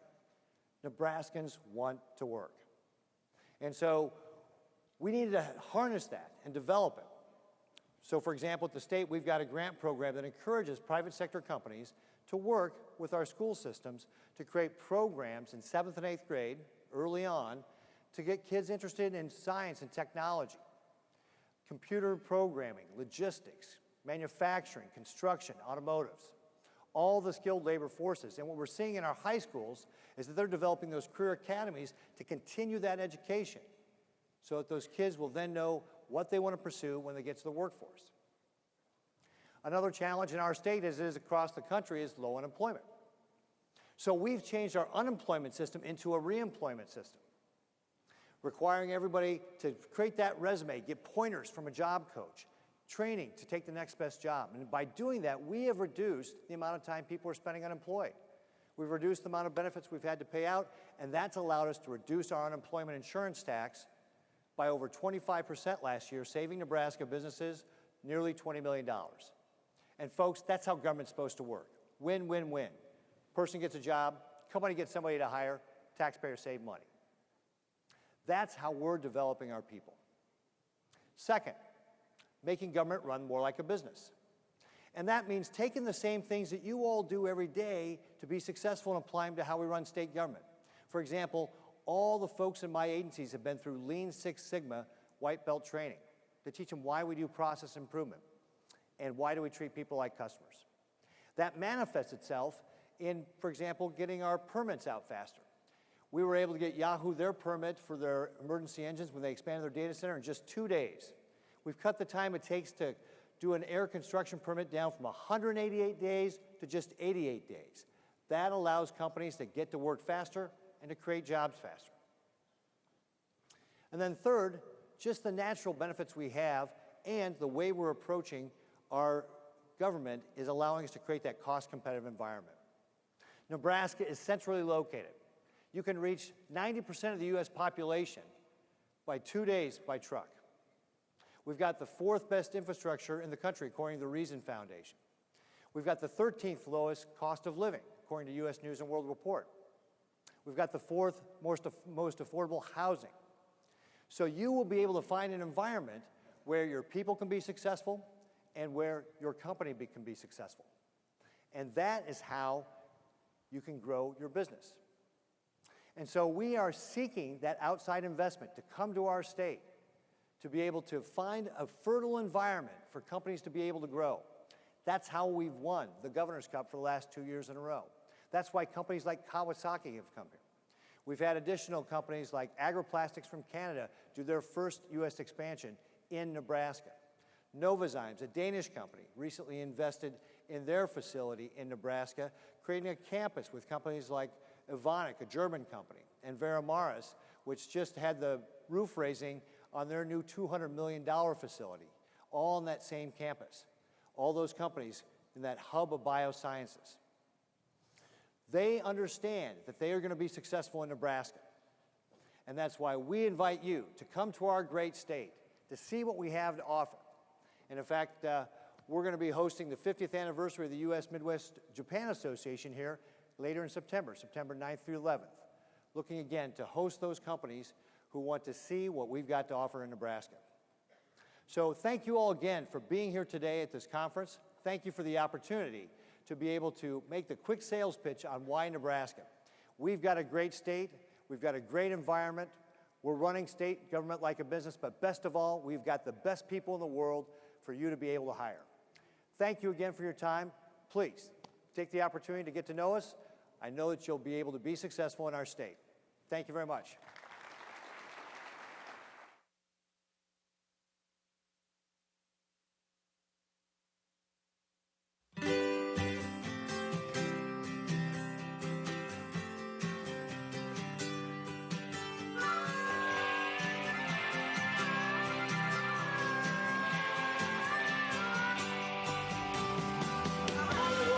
Hollywood. Yeah, Lexi.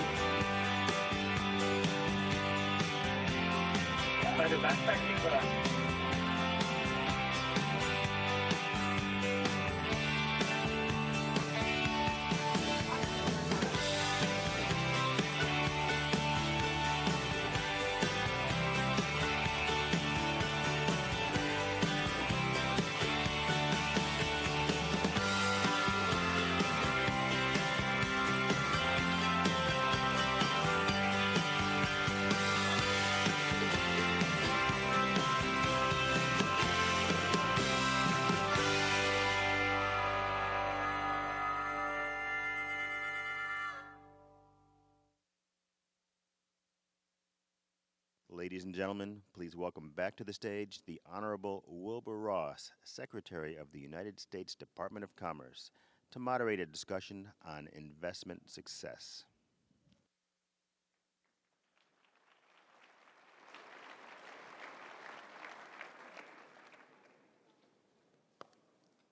You're going to have to get used to me popping back and forth day after day while you're here, so I hope I don't wear out my welcome.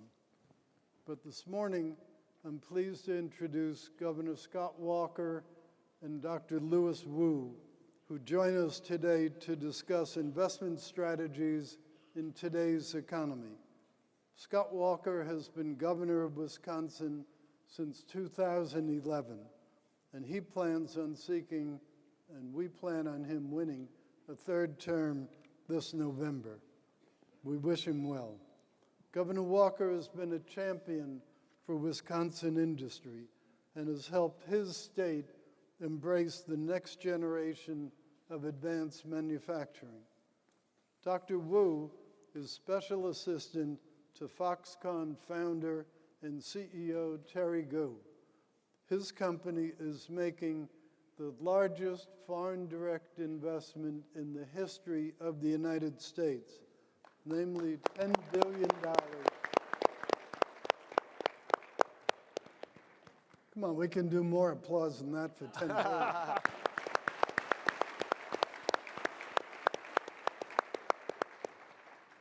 The plant will be in Mount Pleasant, Wisconsin. The investment is expected to create 13,000 permanent jobs and 10,000 temporary construction jobs. It'll be among the largest manufacturing plants in the entire U.S. The additional investment in jobs will come through Foxconn supply chain partners and are expected to open in the region. Foxconn, founded in 1974, is one of the all-time great success stories in international business. It's based in Taipei, Taiwan, and manufactures the majority of Apple iPhones in its factories in China. The company is one of the world's largest contract manufacturers.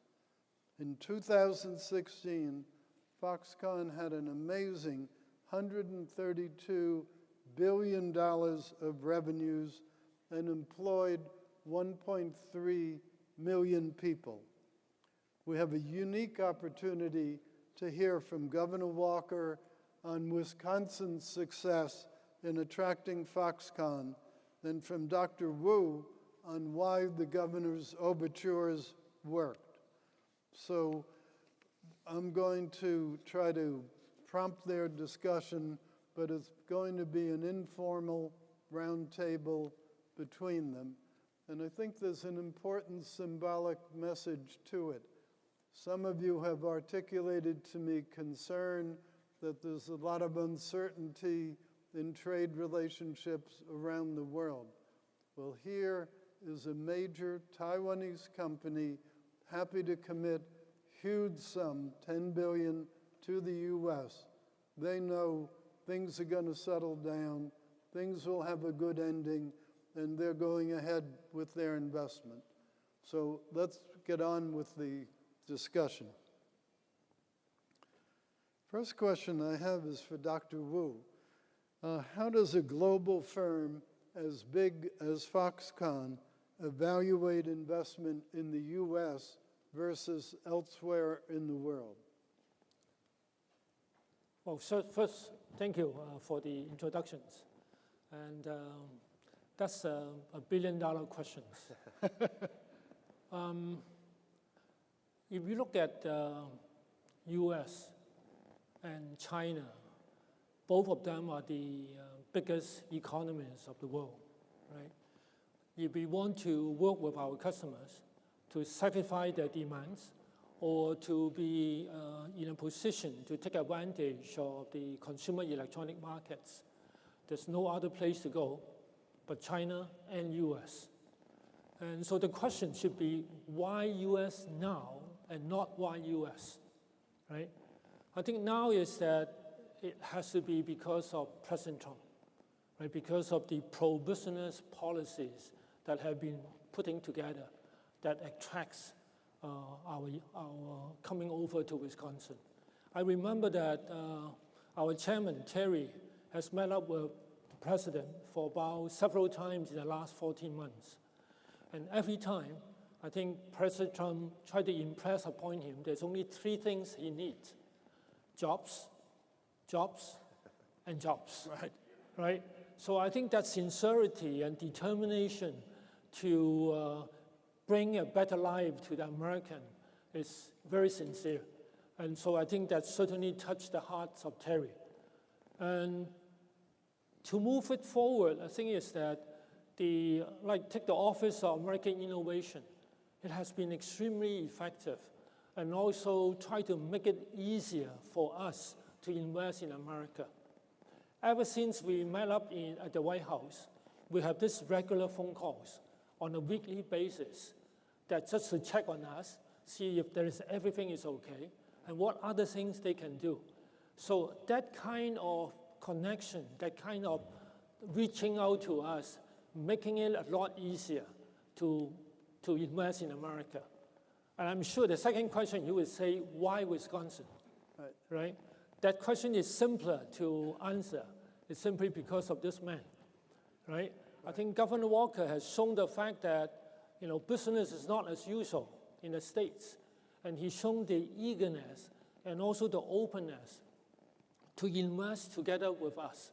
And also he sees with Terry there is a future of investing in Wisconsin to build up something which is not just a fab, not just a factory, but a high technology hub, which one day will rival that of Silicon Valley, rival the financial sectors in New York, and would make the new generation of talents not only want to stay in Wisconsin, but want to move to Wisconsin to work. I think that's the vision that both of them have. Right. Well, Governor Walker, you clearly made a successful sale. You have a real convert in Dr. He paid me a lot of money to say it. But what was the magic serum? About $3 billion worth of it, right? Well, by paying $10 billion to forget that $3 exactly. billion. It's a pretty good deal on my part, then, right? So just what did you do to spirit him away from the other states that were competing? Well, first of all, it's really listening about a little over a year ago, and I remember the exact date, April 28th, 2017. We got up really early in the morning and flew here to Washington, met with Lewis and Terry, chairman, and a number of other officials who had just previously met with the President of the United States, as was mentioned. And the President made a real impression on them about the importance of investing in the United States. It was up to us to make the case about where in the United States to do that. But we listened to that first meeting. We met in the Chief of Staff's office to the President in the White House, and there were three things that Terry said: time, talent, and cost. I've not forgot them. We've made that a centerpiece. And I think whether it's the largest investment, economic development investment in the history of the state, the largest foreign direct investment, even with the nice one you announced earlier today, this is still the largest foreign direct investment in the history of America. And we're proud not just that it's in the United States, but that it's in the great state of Wisconsin. But for us, it was about really listening to what people were interested in. So we've never forgot about that. Time, talent, and cost. The cost at the state and even at the local level, we provided incentives, but they matched. They're paid for performance, so they're tied into those 13,000 good-paying, family-supporting jobs. They're tied into the capital investment, $10 billion. But some people asked me when this first was announced at the White House, almost exactly a year ago, in June of last year, when did we start working at it? I said, well, we met on April 28th earlier last year, but we really started working on it 7 years ago. Wow. In our state, we changed our tax climate. We've cut taxes by some $8 billion. If you're a manufacturer, for example, if you're interested in doing manufacturing in our state, we've all but wiped out the taxable liability in production in our state, because manufacturing, big and small alike, is a big part of our state's economy. We passed right to work because we knew, while that alone wasn't the only attraction, we knew a lot of companies that were looking at Wisconsin from around the world wouldn't even look unless we had the ability to have that on the table. We changed and pulled back on prevailing wage. We did regulatory reforms. We put in place lawsuit reform. We've invested hundreds of millions of dollars into our workforce, not just K through 12, but in our apprenticeship programs, our technical college programs, and others. But probably the most important thing, I think back to when I flew over and saw as part of the SHARP operations, which, by the way, look at these panels and think, they're good, but if you really want 8K technology, you need to get the new Sharp LCD panels that are going to be made in the state of Wisconsin. But when I looked at that technology, I said, we really spent the time to understand not just that we wanted their business, we wanted to know, what do you guys do? What is your passion? And I can see it, I can understand it. For example, the panels, I tell you, not only are they great for entertainment, they're great for healthcare, they're great for security. There's so many different applications. We wanted to live that, because if they were going to be in the state of Wisconsin, just like we like Harley Davidson and we like Miller Beer and we like Oshkosh Corporation vehicles, we were going to have a passion for what Foxconn makes, and we certainly do. Great. Now, Dr. Wu, you're a great believer in just-in-time manufacturing. How will you accomplish that with your new facility in Wisconsin? Well, we certainly would build, if not bringing along our supply chain. So we're not going to do it alone. So a lot of people will look at it and say, whatever number of jobs that we're going to create, that we said we're going to commit to 13,000 high-paying jobs, but there will be a supply chain of a multiplier effect of 3 to 4 times of that will be coming along with us in years to come.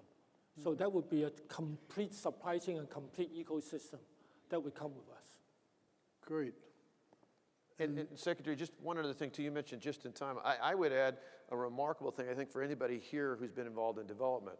So we met April 28th last year. We made the announcement at the White House in June. We already started moving ground less than 1 year after we first met. This is for a $10 billion project.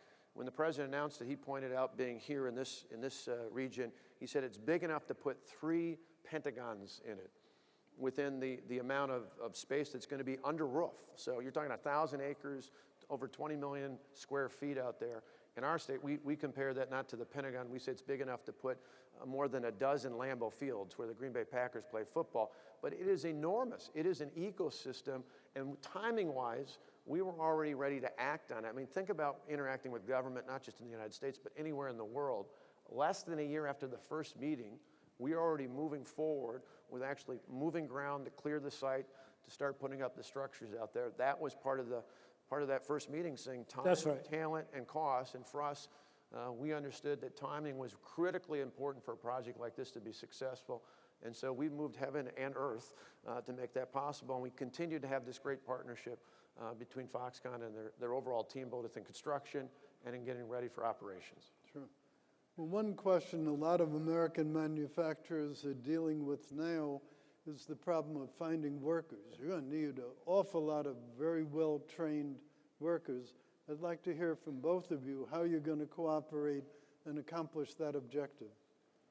Sure. Well, in our case, this is a W. It's not for Walker. It's not for Wisconsin. It's for workforce. And so it's really got 3 parts to it. One part is traditional education and training. We've put more actual dollars into K-12 education than ever before, but we put a renewed emphasis into preparing young people for the career paths that are going to be available. So whether it's in manufacturing, electronics, healthcare, you name it, and we put new resources in for early college credit, for apprenticeships, for internships, as well as in higher education, our technical colleges. We've doubled our youth apprenticeships. We put more in the University of Wisconsin system. We've tied it even into what's called Wisconsin Fast Forward, which is customized worker training. That's the traditional route. That's the primary source of where the workforce for Foxconn and others, because we have 2.8% unemployment, the lowest in the history of Wisconsin, one of the lowest in the nation. So we're building a second is breaking down barriers. So beyond just traditional ways of getting people ready, we've transformed our welfare system to put more people into the workforce and higher expectations for those who are able to work to be in the workforce. We've changed, and we're one of the top states in America for helping people with disabilities enter the workforce. We've changed our correctional system to get people ready for vocational and technical skills. And then the third part is completely new for us, and that is we're now recruiting and marketing for talent. Not just for employers, not just for businesses. We're in Chicago, we're in the Twin Cities, we're throughout the Midwest and beyond, actually out recruiting Midwest millennials, recruiting people who went to Wisconsin colleges and universities, and interestingly enough, we're recruiting military personnel who are retiring because Wisconsin's the #1 state in America for veterans benefits. And so we think it's a pretty compelling argument for someone who's been in the military anywhere to come here into the state of Wisconsin. It fits in actually very well because that's part of the mindset that the Foxconn's developed with their recruitment efforts as well.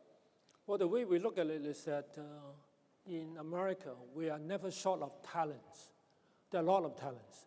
But currently, I think the young generation of talents tend to be drawn to the West Coast or to the East Coast, right? They are either leaving home from the Midwest or not being drawn to Midwest. So I think we are looking at our task is to create a platform, an ecosystem, right? So that they would want to be coming back to the Midwest because there are tremendous opportunities for them to grow and excel because the high technology will be here again, right? So it's not only just to pristine the environment, the beauty of the state that will attract them, but the job opportunities. I think that we will do best.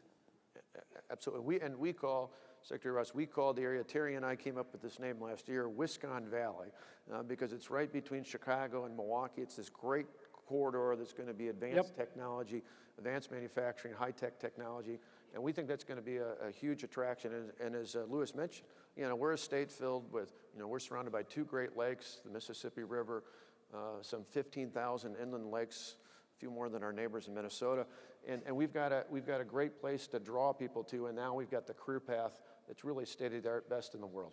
Sure. Well, how helpful has the Foxconn deal been to you in attracting other businesses, other types of businesses to Wisconsin?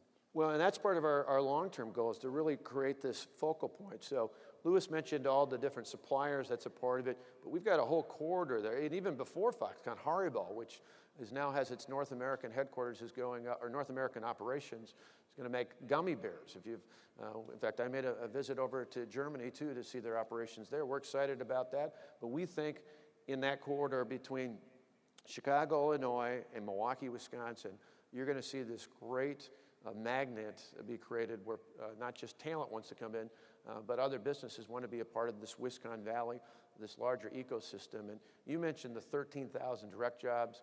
We anticipate another 22,000 indirect and induced jobs. So 35,000 jobs in a place like the state of Wisconsin, even in the Midwest, that's like adding a good-sized city. And so, as you can imagine, part of our focus now is not only in helping prepare the site and all the work that's done with that, we're actually looking at building more housing, creating more opportunities for people who come from outside of the state of Wisconsin to work, to be able to buy new homes, to have smart homes, smart communities, a whole new facet there that's been a good partnership with Foxconn, and particularly with our Foxconn's chairman, Terry Go. Secretary Ross, if you don't mind, I'd like to add a couple more points on why now, especially given the escalated tension between China and US. The way we look at it is the following. As a global company, of course, we would not like to see any trade conflicts between the two largest economies, because certainly it's not good for the global business company like ourselves. But we believe that it's either time now to address it, or one day, sooner or later, we have to address that issue, right? So I believe that the dispute would be worked out. It just takes a bit more time. And also that we have a lot of confidence in the leadership of these two great nations. I think that they have built a certain trust and friendships, and certainly they are men of wisdom. I believe that they will work things out. And also, number 3 point that I like to add is the fact that no matter how we look at it, US is a driver of global economic growth. If US economy is not growing, the world economy is not going anywhere. Similarly to China. So we would like to see these two economies continue to grow, continue to be the driver of global economic growth. So the more we can do to help these two countries to grow peacefully, maybe check and balance, and competitive, constructive competition, I think they are all good. So what I'm saying here is that we would believe that I would appeal to the international community here is that invest in America, right? This is the right time. Especially I understand that there are 273 representatives from mainland China and from Taiwan. Then I would urge you to invest in US and sell it to China. The consumer in China would love that, right? Similarly, if you cannot do manufacturing in US right away, at least to do research and development in US, and then manufacture in China and sell to China, right? That will also help the trade deficit, and also will be able to take advantage of all the talents available in US. Well, thank you. That's a very good world view. I think everyone here can applaud you for those sentiments. And Wilbur, and we'd add an addendum. Just come to Wisconsin. It's easy. Foxconn did it. We'll take care of you all. We'd love to have you. But he's exactly right. The president's right. President Trump talks about trade imbalance. Best way to deal with that, when we've been talking about this for months, is exactly what Louis said. Invest in America. We probably don't have to have all of you, but we'd love to have as many of you that are interested in investing in Wisconsin. But obviously, any of my colleagues, you've heard some today, you'll hear from some more. That's the great way to deal with this issue. It's similar to what the president said 2 weeks ago at the G7 that largely got undercovered, where he said, we talk about tariffs, why don't we just talk about no tariffs? If we had a level playing field, if we had a global economy where our trading partners all work together, that's probably the best case scenario. And certainly dealing with the trade imbalance, the more investments that we have, foreign direct investments in our states and across this nation, the better off we'll be. Well, I think that's a very good summary of the president's end objectives. Absolutely. We're not looking for trade wars. We're not looking for high tariffs. We're looking for a level playing field And we think our country can be fully competitive with anyone on a level playing field basis. Problem is, there's a lot of history, and free trade, real free trade, is about as frequently occurring as unicorns in the garden. People talk about them a lot, but I've never really seen one. And it may sound strange to use tariffs as an intermediate tactic to get people to negotiate, but watch. You notice the German car companies have been in the newspapers lately saying, well, maybe we don't need a 10% tariff anymore versus the US 2.5. 6 months ago, you didn't hear conversations like that. When we put the tariffs on steel and aluminum, suddenly Europe starting taking safeguard measures. Japan brought in a compliance department for trade enforcement. It's starting to catch on to people. These are global problems. At the end of the day, they're going to be global solutions, but we need shock tactics in between because there's been too much inertia. Too many people have been profiteering at other people's expense, largely ours. So the end result is exactly what you fellows have described. And I think that's an important message for those of you from abroad to carry back to your governments and to your fellow businesses. Well, and Secretary Ross, you've got a great connection with that because you've laid out the overlaying policy that this administration did, but at the same time with SelectUSA, with this great summit, is you've not only talked about the issues, brought people together, and I was watching, saw a couple of my good friends and colleagues, actually a good example, one from both parties, or both good friends, Governor Hickenlooper from Colorado, the state I was born in, and Governor Ricketts, who was just up before from Nebraska. SelectUSA, this summit does a nice job of bringing governors in because, as Louis can attest to, you can have a national policy, but where the rubber hits the road is at the state and the local level. And Commerce has got a good sense of that. It's bringing governors in, local officials. That's where we make things happen. And obviously, that's why we're here today, not only to talk about singing the praises of Foxconn, but to tell you, big or small like, we'd love to have you in our state. And for all the reasons Secretary Ross just talked about, I think we're getting there. Yeah, Commerce is really a high-priced dating service, but unfortunately, we don't charge.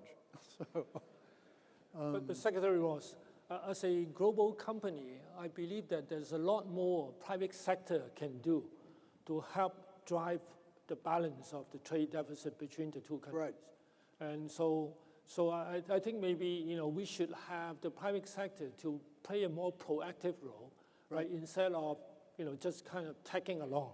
So that's one of the reasons why we're here is taking that proactive role.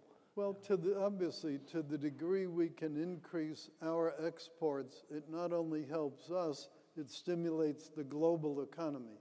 So we want more trade.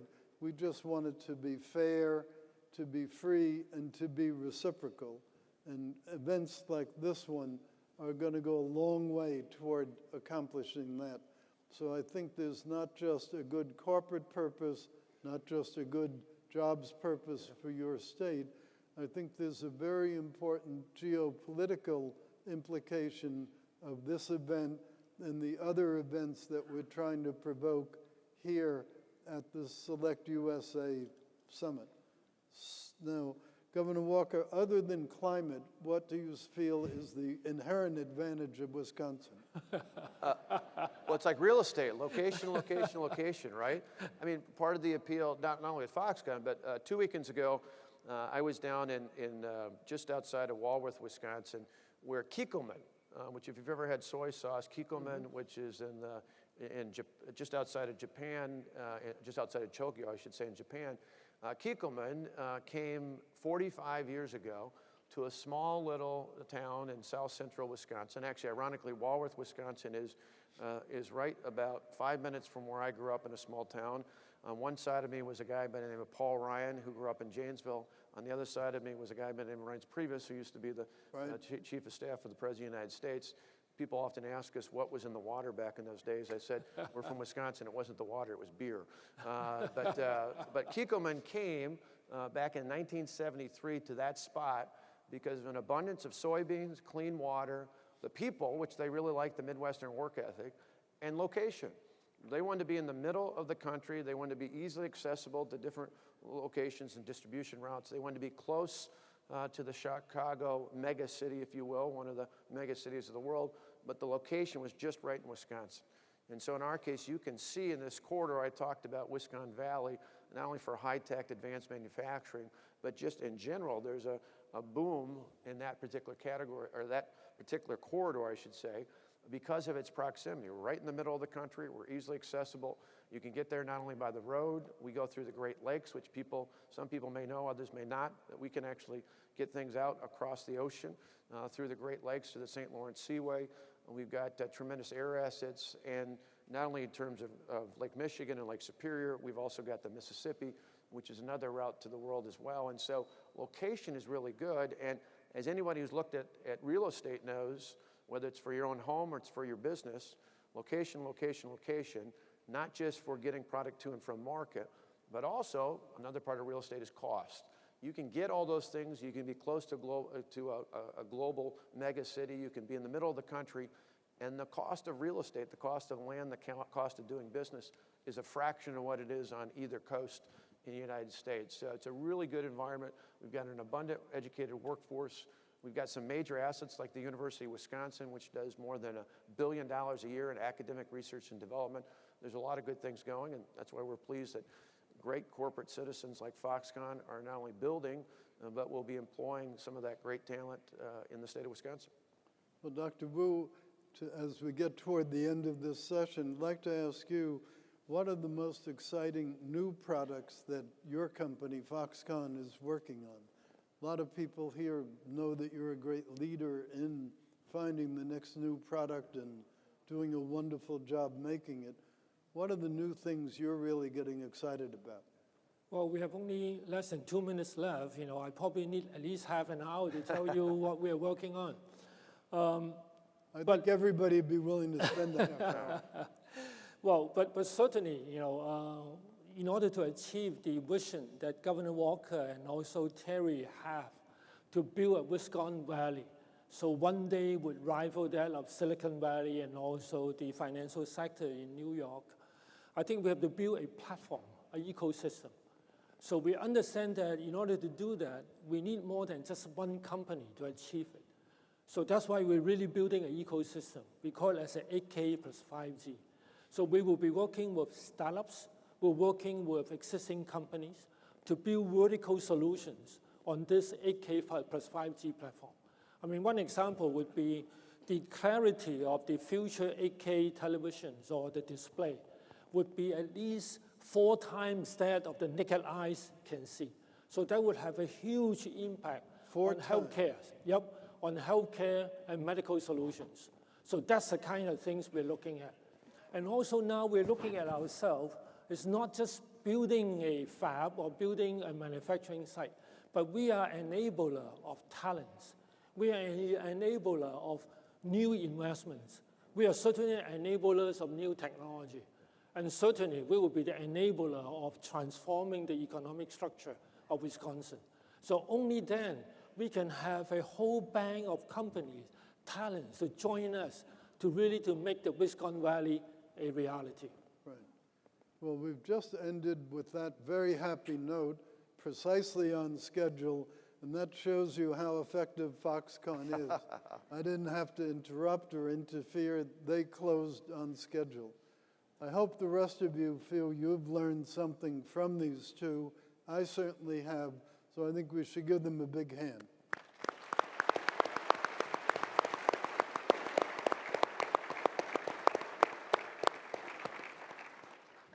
Thank you, Philip. Thank you. Good to see you, Governor.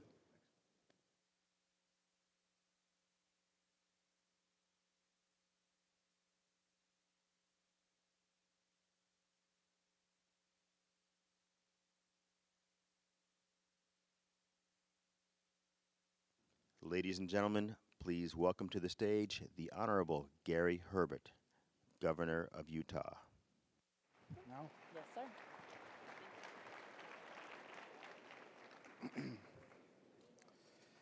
Well, good morning.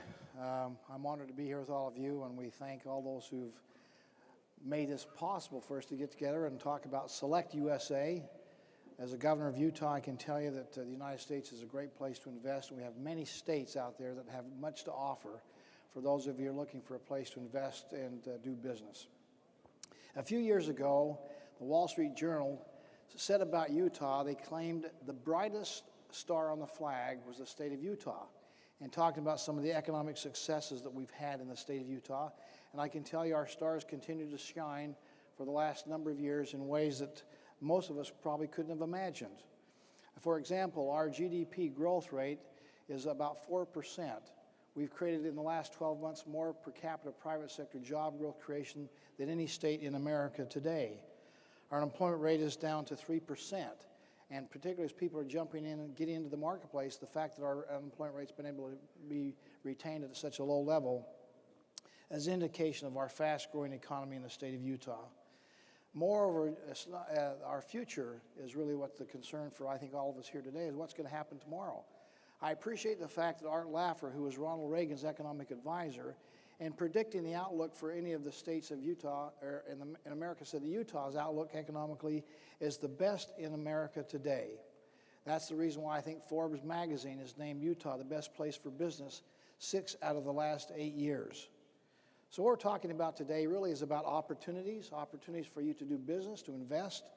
And I would ask you to consider taking a look at the fastest growing state in America today, certainly in the top 2 or 3, as a growth opportunity for you to invest.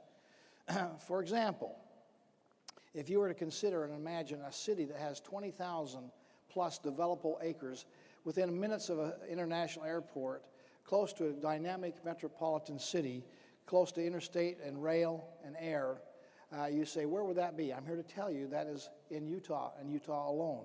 In Salt Lake City, we have 20,000 acres of developable land in what we call the Northwest Quadrant, which we're investing $120 million to put infrastructure in to allow for commercial development to take place next to our Salt Lake International Airport.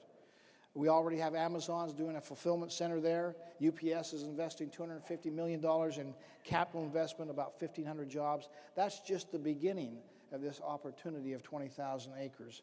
I mentioned the airport, Salt Lake City International Airport. We're investing $3.3 billion to expand the Delta airline hub there in the Salt Lake International Airport. We have direct flights to 90 cities around the country and around the world. A significant opportunity for us, in fact, in this area to create what we call an inland port, kind of a new concept.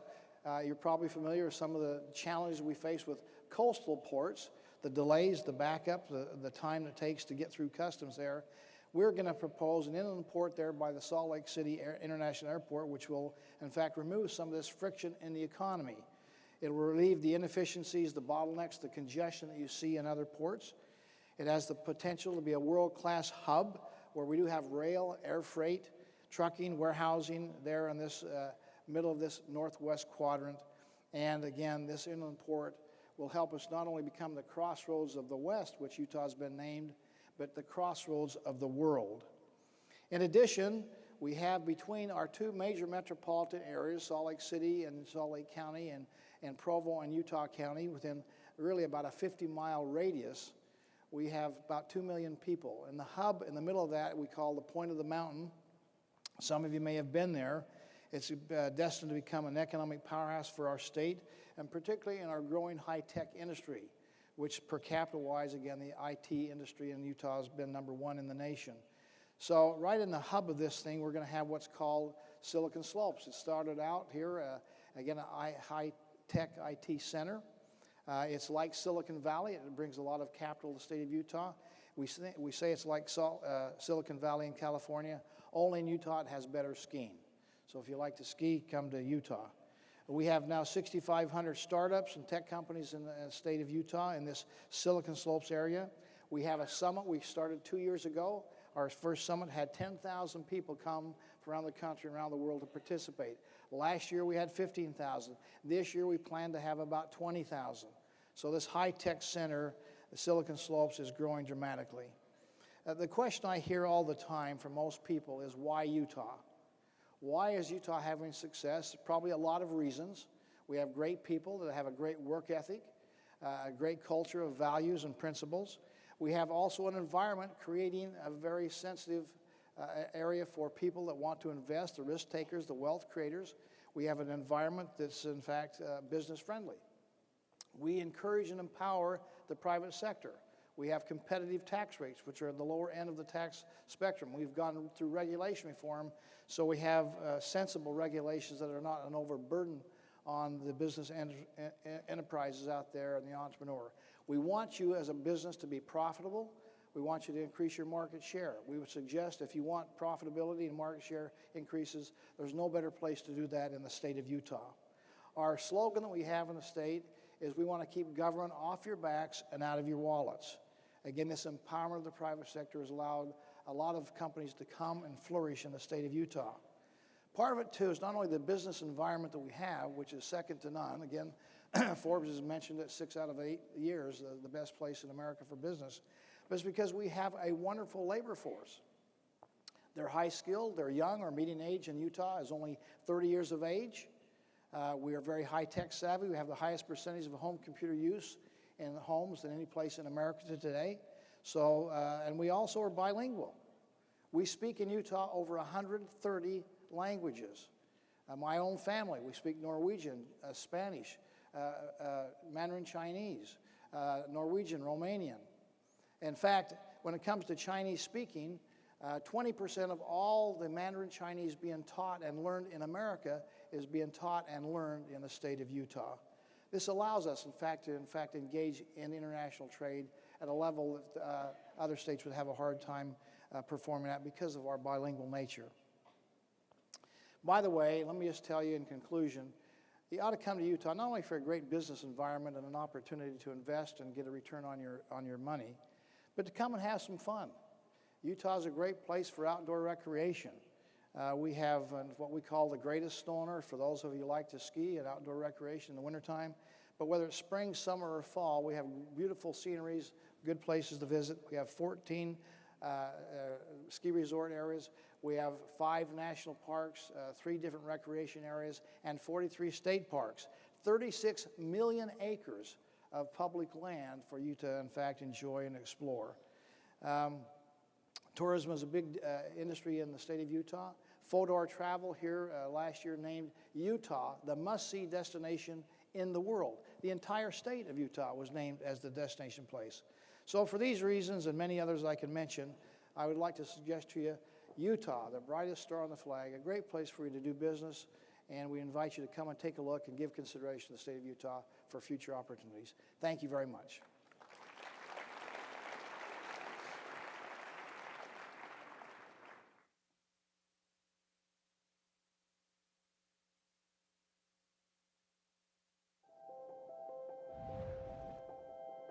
The United States has always been a premier destination for international investment. Well, number one, the U.S. is a very, very important market. I think there's no question that you have to be in the USA. International businesses should invest in the United States because the United States is the largest market on the planet. U.S. is very much business friendly. As long as you make a good product, you will be accepted. So my name is Bernhard Kuhnt. I'm actually working for BMW, and my role is the CEO of the Americas. Well, BMW is a really established German successful company, and I'm proud to be part of it. My name is Terry Gill, and I'm the Secretary of the Cabinet for Economic Development for the state of Kentucky. My name is Vivek Sareen, and I'm the Executive Officer for the Cabinet of Economic Development. And our mission is to drive investment throughout the entire state and create jobs. My name is Hiroyuki Takigawa. I'm president of Takigawa Corporation. Takigawa Corporation started the plastic packaging business in 1949. I'm Nancy McClernand, President and CEO of the Organization for International Investment. This summit is amazing. You have thousands of companies and economic development officers focused on one thing: bringing your investment to the United States. The U.S. is the most stable place to invest capital in the world today. Spartanburg is the biggest factory we have globally. We opened about 25 years ago. And those 25 years ago until now, we spent about $9.1 billion in the area of South Carolina, and we benefit from it, so you could nearly say it's a win-win situation. So we decided to have a plan in U.S., and I participated SelectUSA last year. and it was the best decision I made. SelectUSA has been a fantastic addition at the federal level. Companies that used to be concerned about entering our market, trying to navigate our sub-federal system, don't have to be as concerned. I think over many years, SelectUSA helped us with a variety of topics, whether it's the workforce, whether it's legal, whether it's the locations. It's a variety of topics which we really need to talk to someone who knows it and has the experience. State and local policymakers are ready to partner with you. They want to understand the skills that are needed to ensure that your business can grow and succeed in the United States. It's not also just about convincing a company to come here, but have a great experience 3, 5, 10 years from now. SelectUSA doesn't make difference between small company and big company. And even we are small, within 2 days, I could meet 11 states and discuss my plan. And I received about 150 site offer. And it was very difficult to choose one. Now is a wonderful time to consider doing business in America. If you're serious about growing your business worldwide, you know you need to be in the US market. I think any company can succeed in the US, and I think that starts with a little opportunity, one person having a dream, and I can only encourage you to invest into the USA. So I'm very honored to have that groundbreaking ceremony. And I would like to wish all the best to everyone who made our dream come true. This will be the day that I will certainly never forget.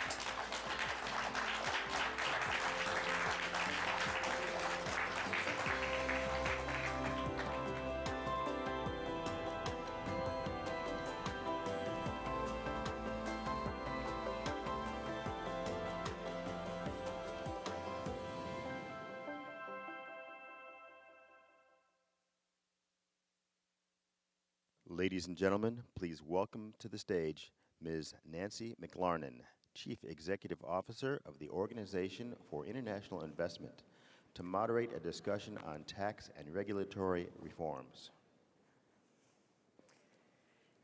Hi, good morning. I am Nancy McLarnin, President and CEO of the Organization for International Investment. We are a business association based in Washington, D.C., comprised of more than 200 international companies in the United States. Companies including Switzerland-based Nestle, Korea-based Samsung, Japan-based Toyota, India-based Wipro, and Germany-based Siemens. We're an advocacy group. We work with policymakers at the federal and sub-federal level to ensure that U.S. laws and regulations provide an equal opportunity for international companies to succeed in the U.S. market right alongside their domestic counterparts. In fact, we are the only organization exclusively focused on these issues and promoting a strong understanding of the value international companies bring to the United States. And I am proud to sing the praises of our member companies around the country to ensure that Americans know that when an international company sets up shop in the United States, they bring much more than just capital. When international companies invest in the United States, it gives other countries a stake in our economic success. It puts them on the same side of the economic ledger as the U.S. economy, and it means their home countries now have a stake in America's success. International companies help diversify America's economy, and it makes it more resilient. They also spur economic productivity in the United States. And having worked on international tax and regulatory issues for nearly 30 years, I'm really pleased to moderate this conversation today and joined by a great group of folks to have this conversation. Each represents an important segment of the U.S. economy, and all have their pulse on the real-world effects that recent reforms have made. Joining me today are Reg Sashidri, who is president for U.S. issuers at MasterCard, where she is responsible for managing and expanding partnerships and business with banks and credit unions across the U.S. Raj holds a Master's of Business Administration from Stanford University and a PhD in physics from Harvard. Matt Gibson is head of investment banking client coverage at Goldman Sachs. A graduate of the U.S. Naval Academy, Matt joined Goldman Sachs in 2001 and has risen up the ranks to head up one of the most important divisions within his company.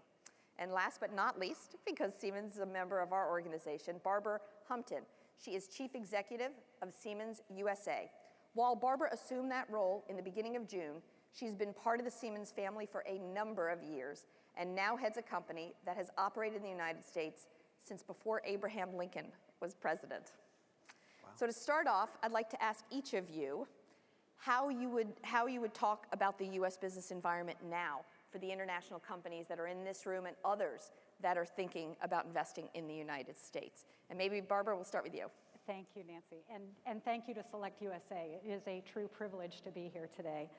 160 years ago, Siemens established what would then be considered a small business, made an investment here in the U.S., and that business has grown to about $24 billion in revenue annually.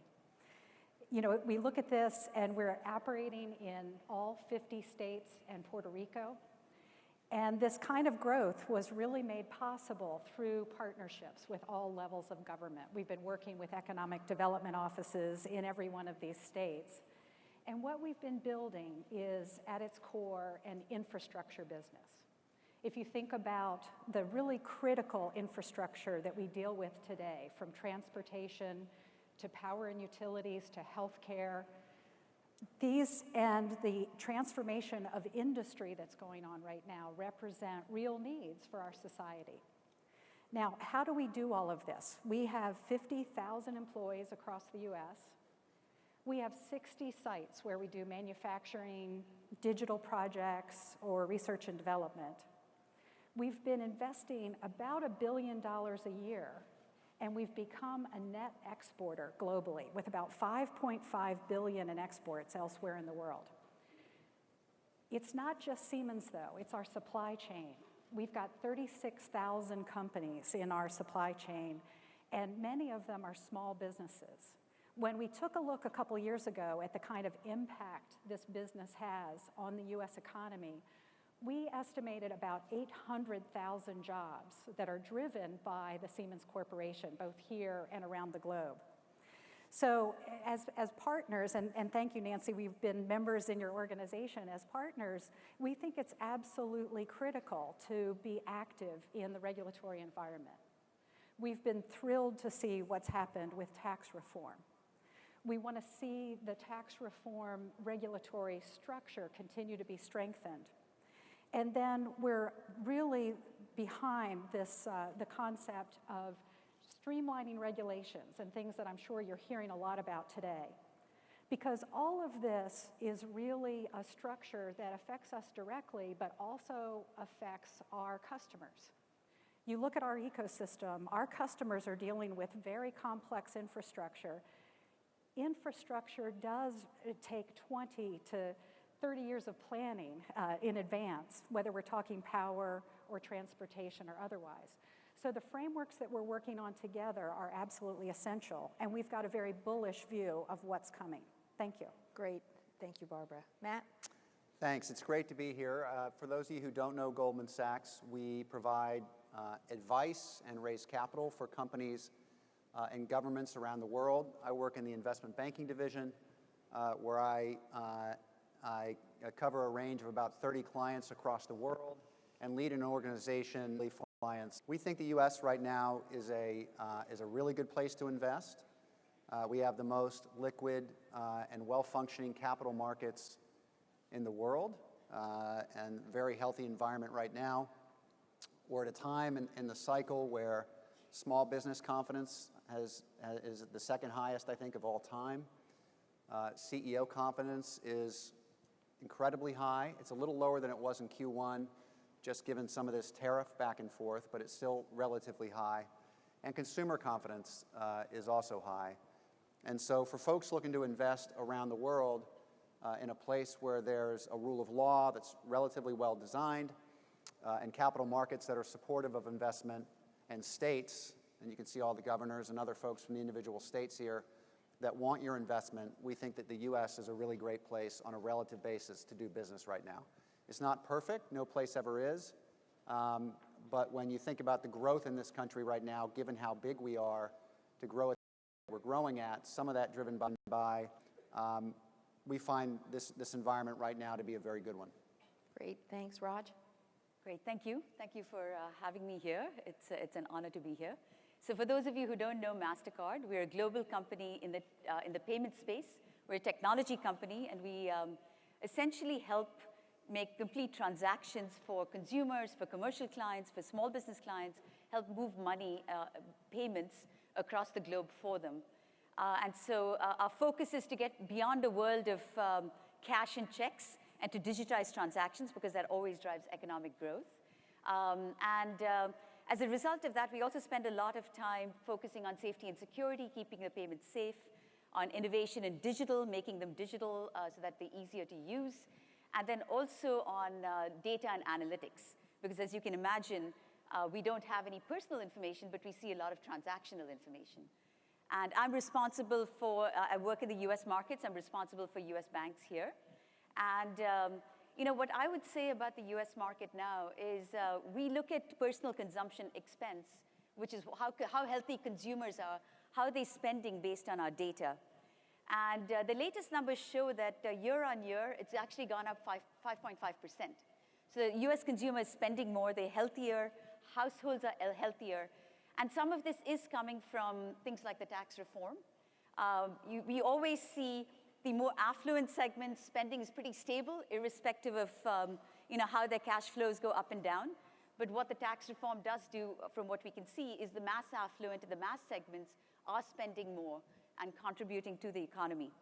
And the contributions are also actually, if you peel the onion, coming from an interesting source in terms of what they're spending on. We're seeing things like department store spending and retail spending out of retail locations going down, more e-commerce. And we're also seeing more spending on experiences. So dining out, travel, on experiences over things. Yeah, so great. Very healthy economy, good to invest here. Excellent, thank you very much. So let's talk a little bit about tax reform. Let's dig into that. When the US Congress and the administration signed into law the tax reform legislation, our organization came out in support of it. We feel that the tax reform has made the United States more competitive for international investment, for your companies to be investing here. And it was long overdue. I think that the competitiveness for some of the global business had fallen because the US tax system had gone so out of whack with major trading partners. So Barbara, how do you feel that the tax bill has impacted US competitiveness? Oh, we are right with you on this one. First, we applaud the efforts of the administration and the Congress. Getting the tax reform package passed in 2017 was truly a monumental effort. And what we see is that the tax reforms and the lower corporate tax rate actually set the stage for greater investment. We ourselves are making investments that are going to allow us to expand our business. And as I said earlier, so are our customers. What we're working on now, and some of this with Nancy and her team, is that question of how do we ensure that the regulatory framework from top to bottom in all of our jurisdictions is aligned so that we recognize the true benefit. Yeah, excellent. Raj, can you talk a little bit about what you're seeing companies do, or what MasterCard in particular is doing with the tax savings? Yeah, the tax reform has been terrific. It has allowed us to invest both in our business as well as in the economy here. So we've done things like, I'll give you some examples. For our own employees in their defined contribution 401k plans, it's allowed us to take our matching contribution from 6% to 10%. And we encourage all of them to maximize their contribution. And this match allows us to encourage that even more and get them to do more and think about retirement earlier. So that's one thing. A second thing that we've done is we've, for a very long time, have had a Center for Inclusive Growth. So we strongly believe in doing well and in doing good. And so focusing and investing on sustainable, inclusive economic growth is very important for us. And one of the things that the tax reform enabled us to do is to create a new nonprofit fund within the center. We're funding it at $500 million over 5 years. And that'll enable us to do even more to drive sustainable, inclusive economic development. And in addition to that, what it also allows us to do for our own business is invest more in R&D, in innovation, both organically as well as inorganically. So it also helps us, we've bought several companies in the recent past. In the US, most recently, Brighterion, which is a machine learning and AI company. And so it helps us sort of drive a lot of that innovation organically and inorganically.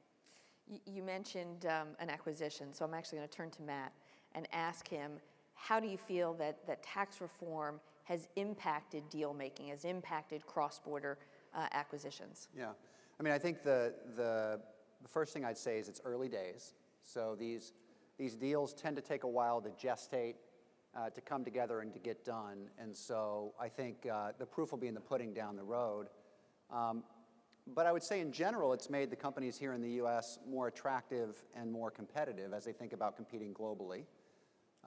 And so if you're a company that's outside the U.S. looking to make a U.S. acquisition, there's a few things that are going through your mind right now. The first is that there seems to be in the U.S. a pro-business environment. So that's one big macro factor. That gets a little bit into tax, but it also gets into regulatory, which I know we're going to talk about. You know, the second thing that you're thinking about as you're looking at the U.S. is honestly some of the tariff back and forth that's happening in the press, and you're wondering, is that just near-term negotiation, or is that going to have long-term impacts? And then you're thinking third about regulatory approval. And I would say one of the things that's happened in the economy over the last 20 years is technology and digital. We've moved from having technology and digital companies to a place where every company is technology and digital. Mm-hmm. And so when you think about companies that are getting acquired, having that technological know-how and in some cases, you know, intelligence is going to be scrutinized by the government more. And so if you're an acquirer from outside the U.S. looking at getting inside the U.S., you want to make sure that you can get through CFIUS and the other hurdles. And right now, obviously, the Senate's passed one bill. It hasn't been passed in the House, so there's a little bit of flux in terms of what the rules will be. But if you take a giant step back, with all that having been said, the U.S. right now is the biggest market that's growing as fast as we are, with the rule of law and a pro-business environment. And so I think companies around the world should want to do business here. But those are the things that they're navigating. Yeah. So a couple of things that you mentioned that I want to pick up on. You've talked about the tariffs now twice. Yeah. So why don't we go ahead and sort of get into that just a little bit. I know from working in this space for many decades that there is a very strong linkage between competitiveness for foreign direct investment and trade agreements, rules of law trading system. And, you know, so many of our companies are speaking with the governors that are in town this week and raising concerns about sort of disruption with our trading partners. I think we all agree that sometimes, you know, it is necessary to address other countries' policies that aren't following the rule of law. So just wondering if any of you all, and maybe I'll bump it over to Barbara first, can kind of talk about this space and sort of how are you viewing the environment that this is all germinating in?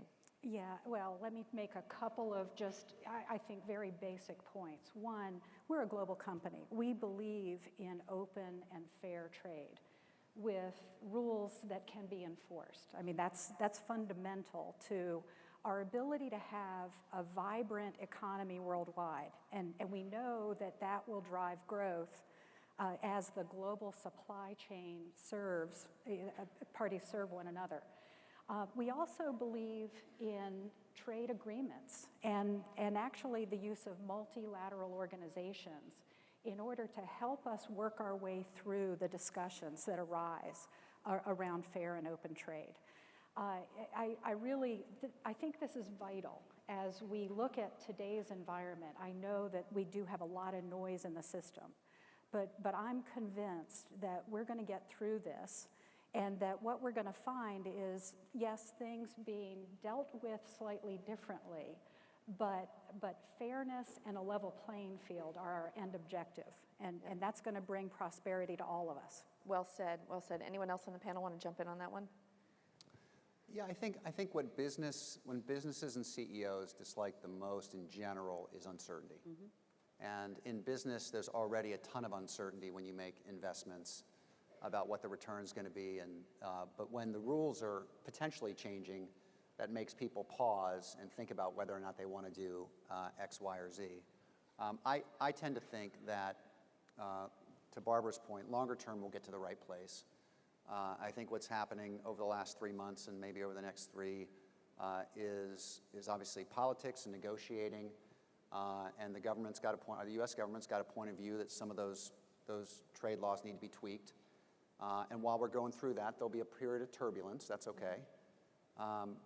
But I think at the end of the day, as long as global companies like the 3 that are represented up here know what the rules are, then we can make decisions and make economic and good decisions. And so I think what we're all kind of waiting for is to get to that place. Right.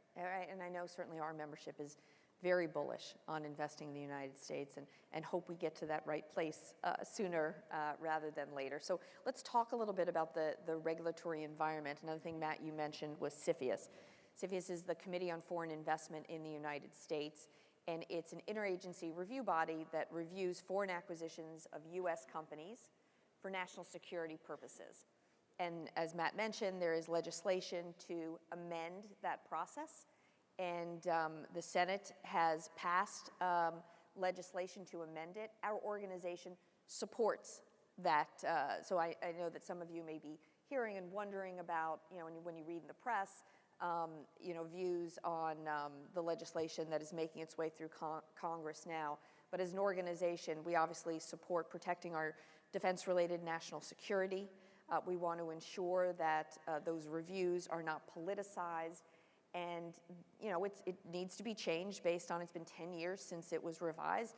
Things that impact our national security and technology is changing all the time. So we are supportive of changes that the Senate has put forward. And there's a House bill as well that we hope to see this passed into law this year. But so beyond that, I'm going to ask Raj for you to talk a little bit about the current regulatory environment in the U.S. and how you see it in sort of impacting our competitiveness. So we are a technology company in the payment space. And so I'll talk about it in the context of financial institutions and banks who are partners, and that's where we focus primarily. What we've seen, the changes that we've seen in, for example, the OCC or the CFPB to streamline and simplify appropriately, in a prudent way, some of the regulatory burden is actually a good thing for the companies here, because they can then invest more of their resources, people, capital, et cetera, into growth, into innovation, into acquisitions, et cetera. So we like the direction of that we're seeing, and commend that. Yeah, others?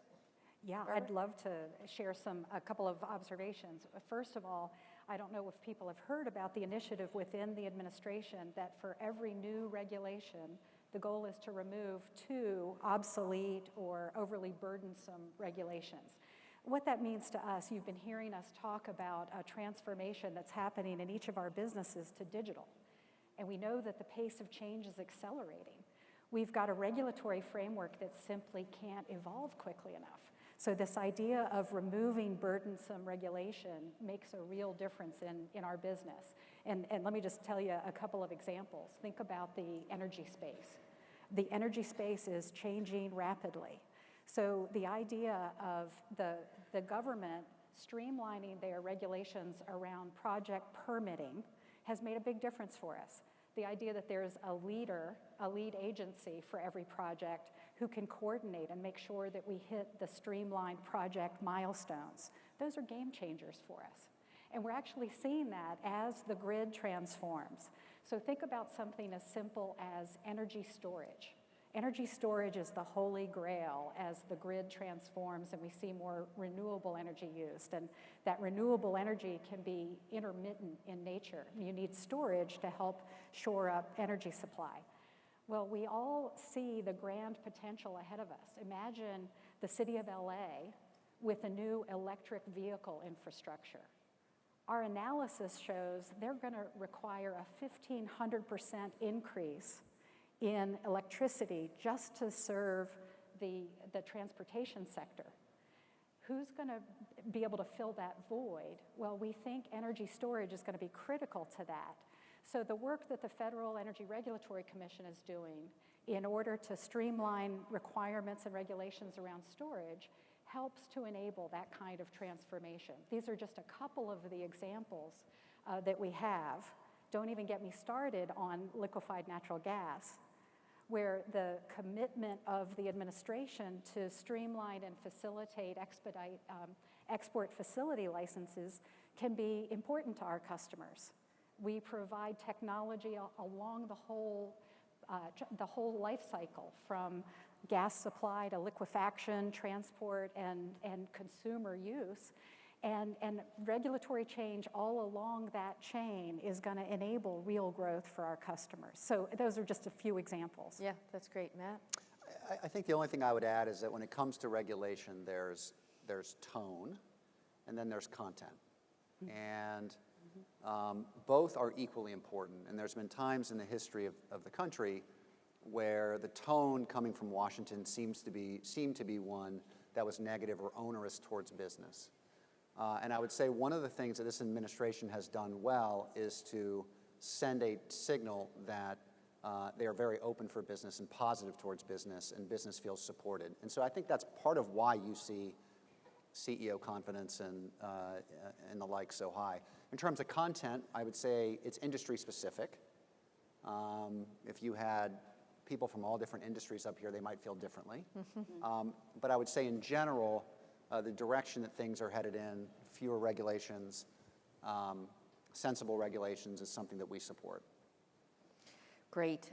We had meetings yesterday with Governors Bevin and Holcomb, and the attack on sort of unnecessary regulation is not only happening at the federal level, it's happening at the state level. They talked about how Kentucky and Indiana are really working to streamline the process. Governor Bevin was talking about how he wants to get you in and out to sort of evaluate the state and then move on.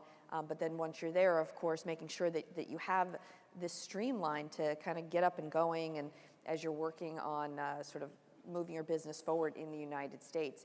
Can any of you talk about some specific states that you've worked with that have helped you not only get your operations running, but have partnered with you to ensure that you grow and succeed, where they've worked with you perhaps on workforce training, R&D partnerships, regulatory aftercare assistance?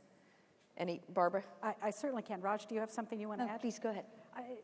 Let me share a story again on this energy thread, because really it's, we think about the whole life cycle of power.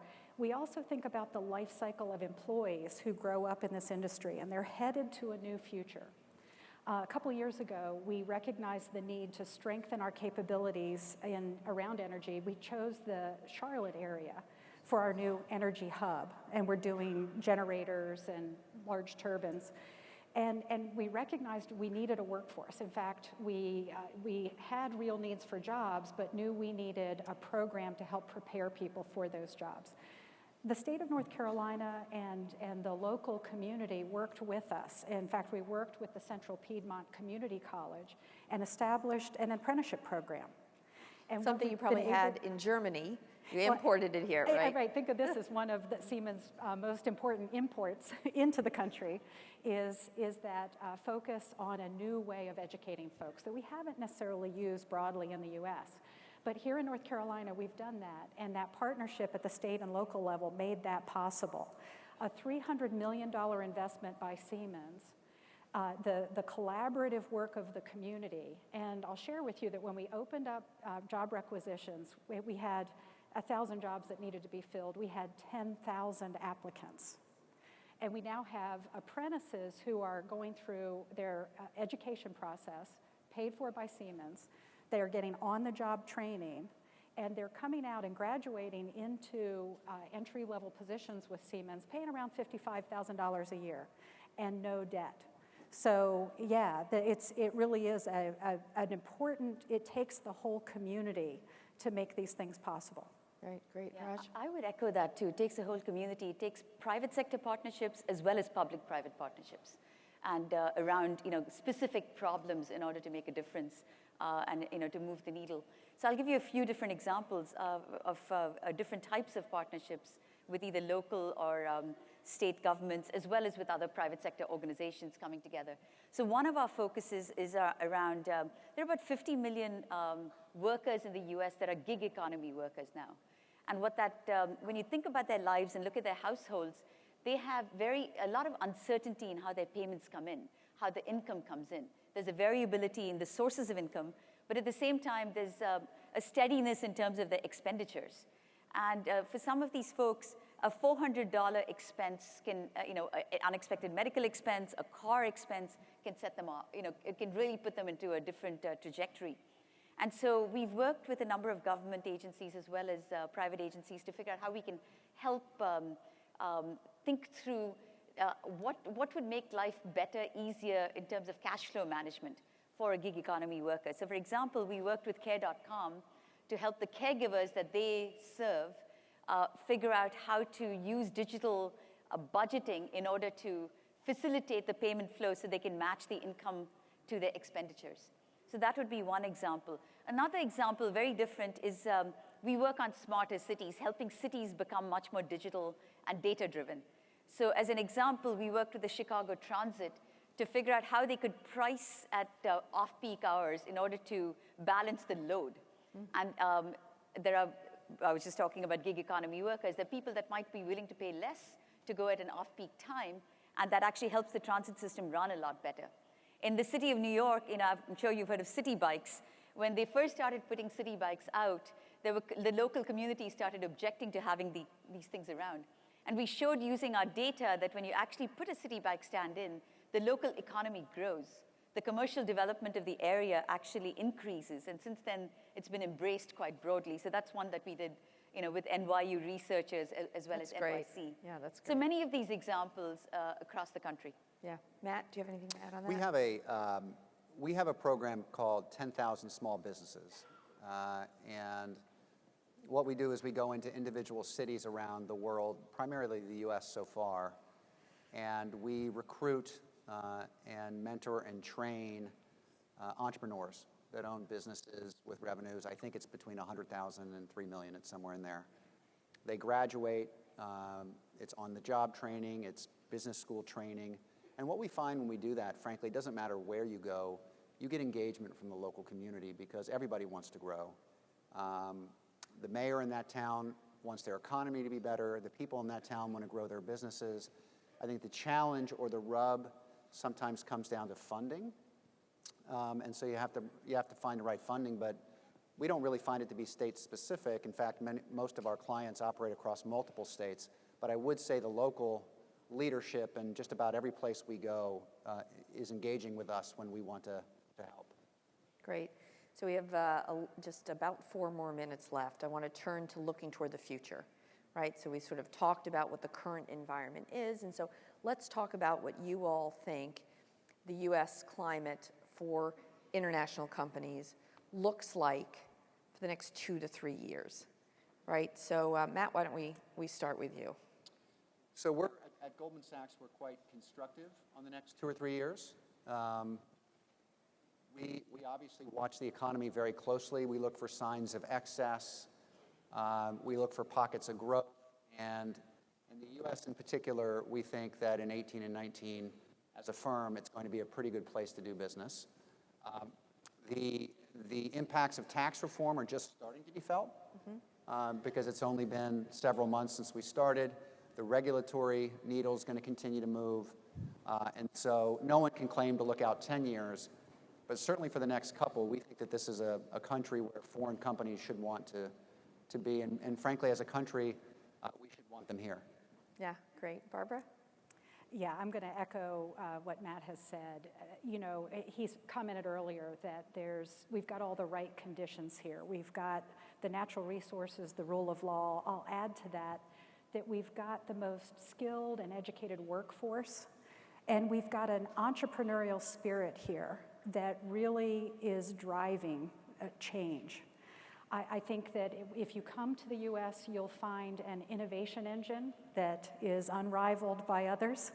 And what we're looking for as our Siemens Corporation continues to grow globally, we're looking to invest even more here and to use this engine in order to drive global growth, and I'll invite you to come and join us.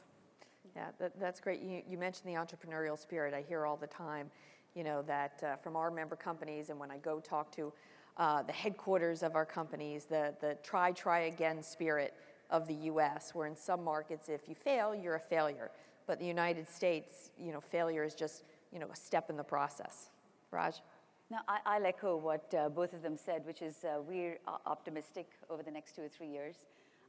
We see, when we look at the spend data for both consumers and commercial businesses in the US, it looks really healthy, and it's growing very nicely. It's an economic environment, as you were saying, that fosters investment. And when we look at innovation, and we spend a lot of time in innovation around biometrics and around digital technologies, machine learning, AI, the pace of innovation and the entrepreneurship here is quite exciting. So yes, very bullish. Yeah. So we do a CFO survey every year. We do it twice a year. And the confidence of our members is the highest it's been in quite some time. So on behalf of the more than 200 very significant foreign companies in the United States, they also are bullish on the economy. And we talked about some of the disruptions that are going on, and I think that hopefully these will be blips, and that will continue chugging forward. So I just like to remind everybody, and I know that you all probably know it, but it's my job to do so, is just remind that when international companies make a very deliberate decision to invest in the United States, employ U.S. workers, do counterintuitive things like train the U.S. workforce for tomorrow, become a net exporter, do an enormous amount of R&D here. These companies are part of America's success story. We believe that. We know that the policymakers at our sub-federal level and here in Washington really understand that. Getting your companies engaged once you are in the U.S., talking to your policymakers on the issues that impact you, even though you're not a homegrown company, is really important. And the impact that your companies can make here in the United States is enormous. And I certainly know that working on behalf of these companies for nearly 30 years, it's been a pleasure. So with that, join me in thanking the panel. Join me in thanking Secretary Ross for organizing this incredible 3-day event specifically devoted to recruiting foreign direct investment, showing that foreign direct investment is an economic priority for this administration. And I think that's something we should all acknowledge and appreciate. So thank you very much. Thank you. Thank you. Thank you.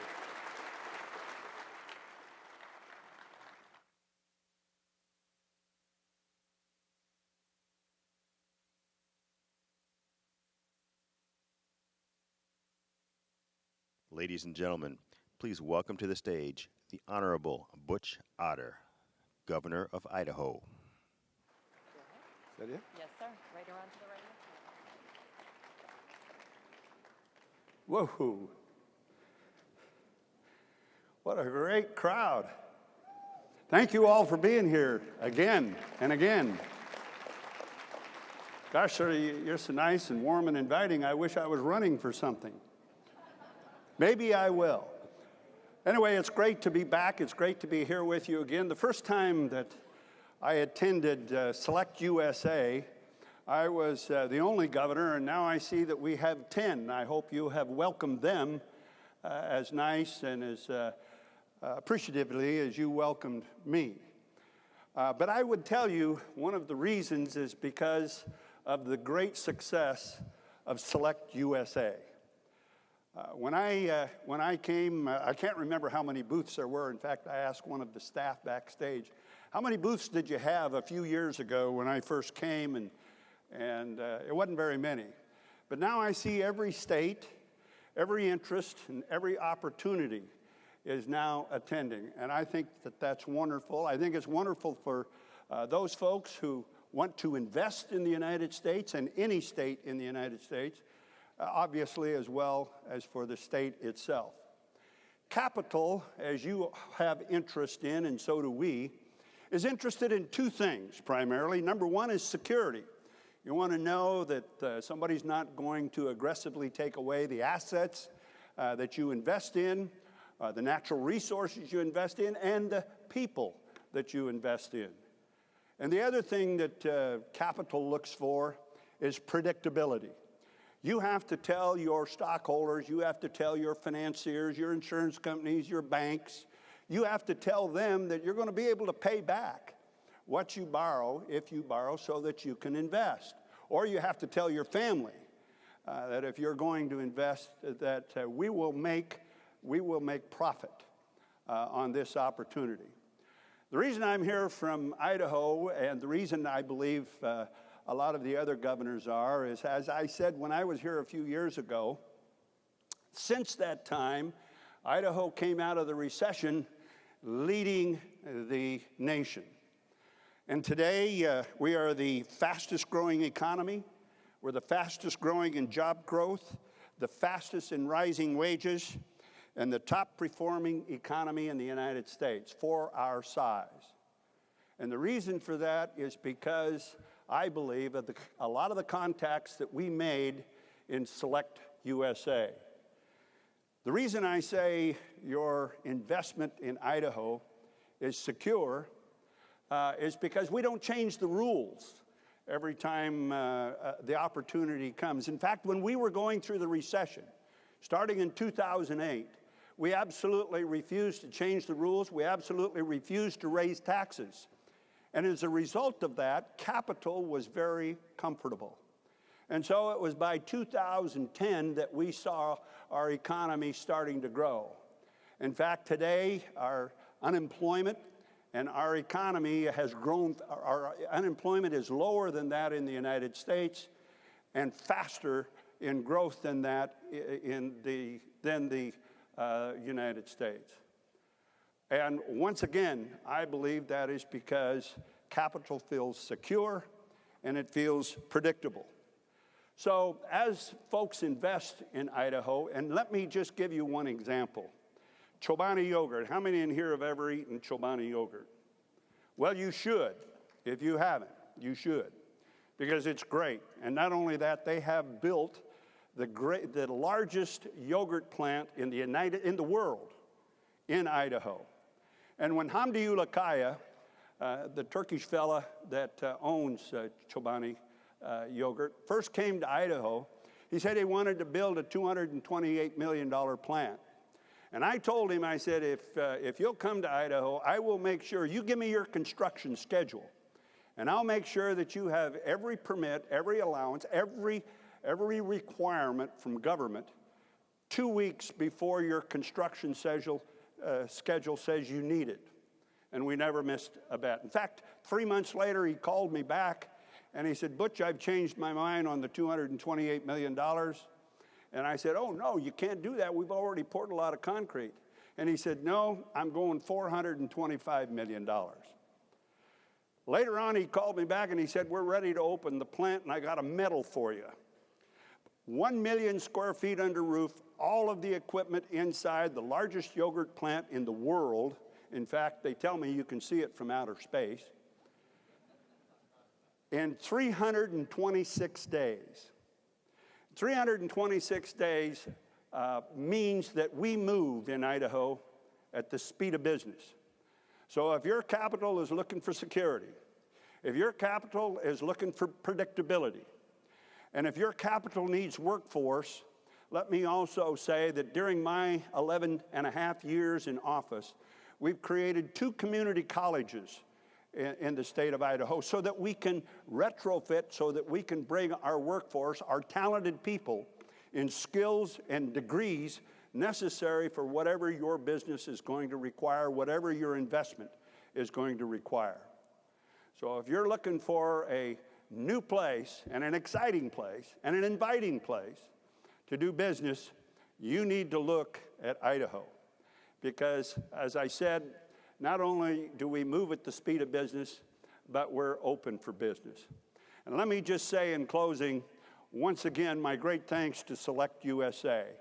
The sheer folks in this very room, when I first spoke to SelectUSA, we would have been in a much smaller room.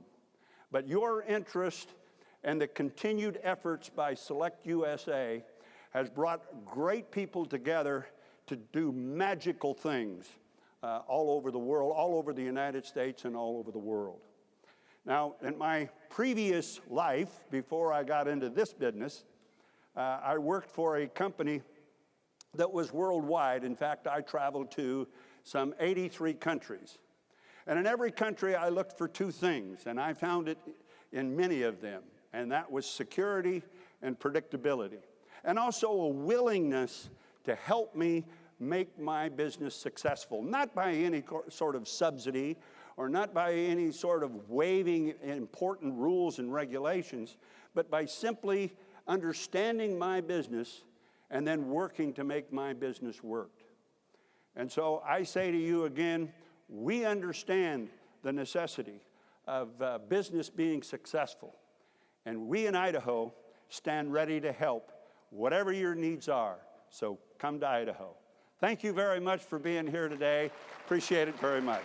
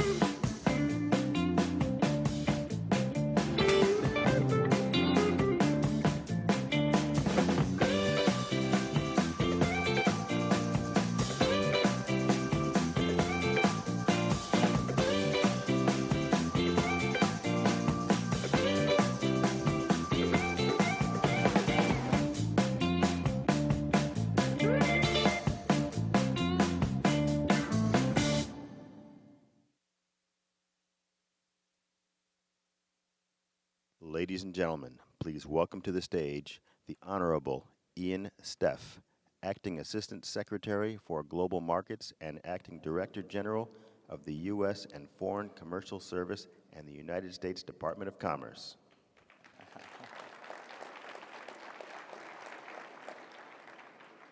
Good morning. My name is Ian Steff, and I am pleased to be here this morning with such a lovely, robust crowd here. Welcome to SelectUSA. It is my honor to stand before you at the 2018 SelectUSA Summit, the top foreign direct investment in the event in the United States at such an exciting time in our nation's history. The President, Vice President, and Secretary Ross have made increasing foreign direct investment into the United States a top priority. The recently passed Tax Cuts and Jobs Act, historic regulatory reform, and ambitious infrastructure plan are just some of the ways the Trump administration is supporting foreign direct investment. Governor Eric Holcomb is a lifelong Hoosier, a veteran of the United States Navy, and the governor of Indiana. Since taking office in January, he began implementing the state's next-level agenda, which emphasizes jobs, economic growth, and infrastructure. Already, he has led the way for the largest long-term infrastructure investment in Indiana's history, which will invest $4.7 billion for roads and bridges over the next 5 years. He is committed to boosting foreign direct investment by bringing the world to Indiana and taking Indiana to the world. Today, 1 in 5 Hoosiers go to work in manufacturing plants across the state. Talk about a state that makes things. The governor's agenda is a model for many other states to follow as they create a globally competitive environment for American businesses. It's an honor to stand on this stage aside one of our nation's finest leaders and the governor of my home state of Indiana. Ladies and gentlemen, please welcome the 51st governor of Indiana, my friend Eric Holcomb. Thank you, brother. Good to see you. Good to see you. Well, good morning. It's very good to be with you and with my friends from the Indiana Economic Development Corporation and our state delegation that traveled here to share a little bit about an 8-minute pitch for why Indiana, or the success story that Indiana is able to share all over the world, which Ian just alluded to. And I ran into my good friend Butch as he was exiting the stage and I was preparing to enter, and it just occurs to me that obviously you've heard from multiple governors already, and we're all going to talk about how our state is the best, and I would just ask you to believe it when I say it, because we don't have to exaggerate, quite honestly. Indiana is on a roll and experiencing some serious positive momentum, and we're doing that because of what Ian just mentioned. We're doing that because of our attractive economy, and we're doing that because of our infrastructure build out. A little bit more on that in just one second. And we're experiencing that momentum because of the way that we are skilling up our workforce and taking our businesses and therefore our communities and our state, community by community, to the next level. So if I could, I'd just give you a quick Indiana highlight reel, and you'll see why this state, which sits literally in the middle of everything, is just the perfect place for your investment or your potential investment. We have a AAA credit rating, the highest you can get. We live within our means. We only pass, honestly, balanced budgets, have about $1.8 billion in reserves. That's about 11+% of our annual operating budget. The Tax Foundation has ranked our state as having the best tax climate in the Midwest, top 8 in the country. Our personal property taxes are capped at 1% of the assessed value. Our corporate taxes are coming down to 4.9% by year 2021, steady decline up until 2021. Our personal taxes, income taxes, are at 3.2%. We have no inventory taxes, no inheritance taxes, 0. Our regulatory environment, which also Ian alluded to, is reasonable and predictable. There are no surprises in the state of Indiana, and Forbes has ranked our environment from a regulatory perspective as #1 in the nation.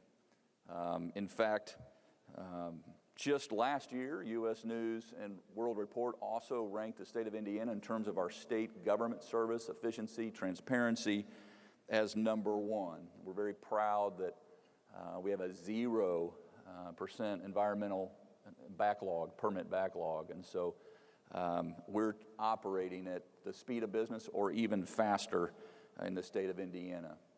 We're a right-to-work state. We have the second lowest workers' comp rates in the nation.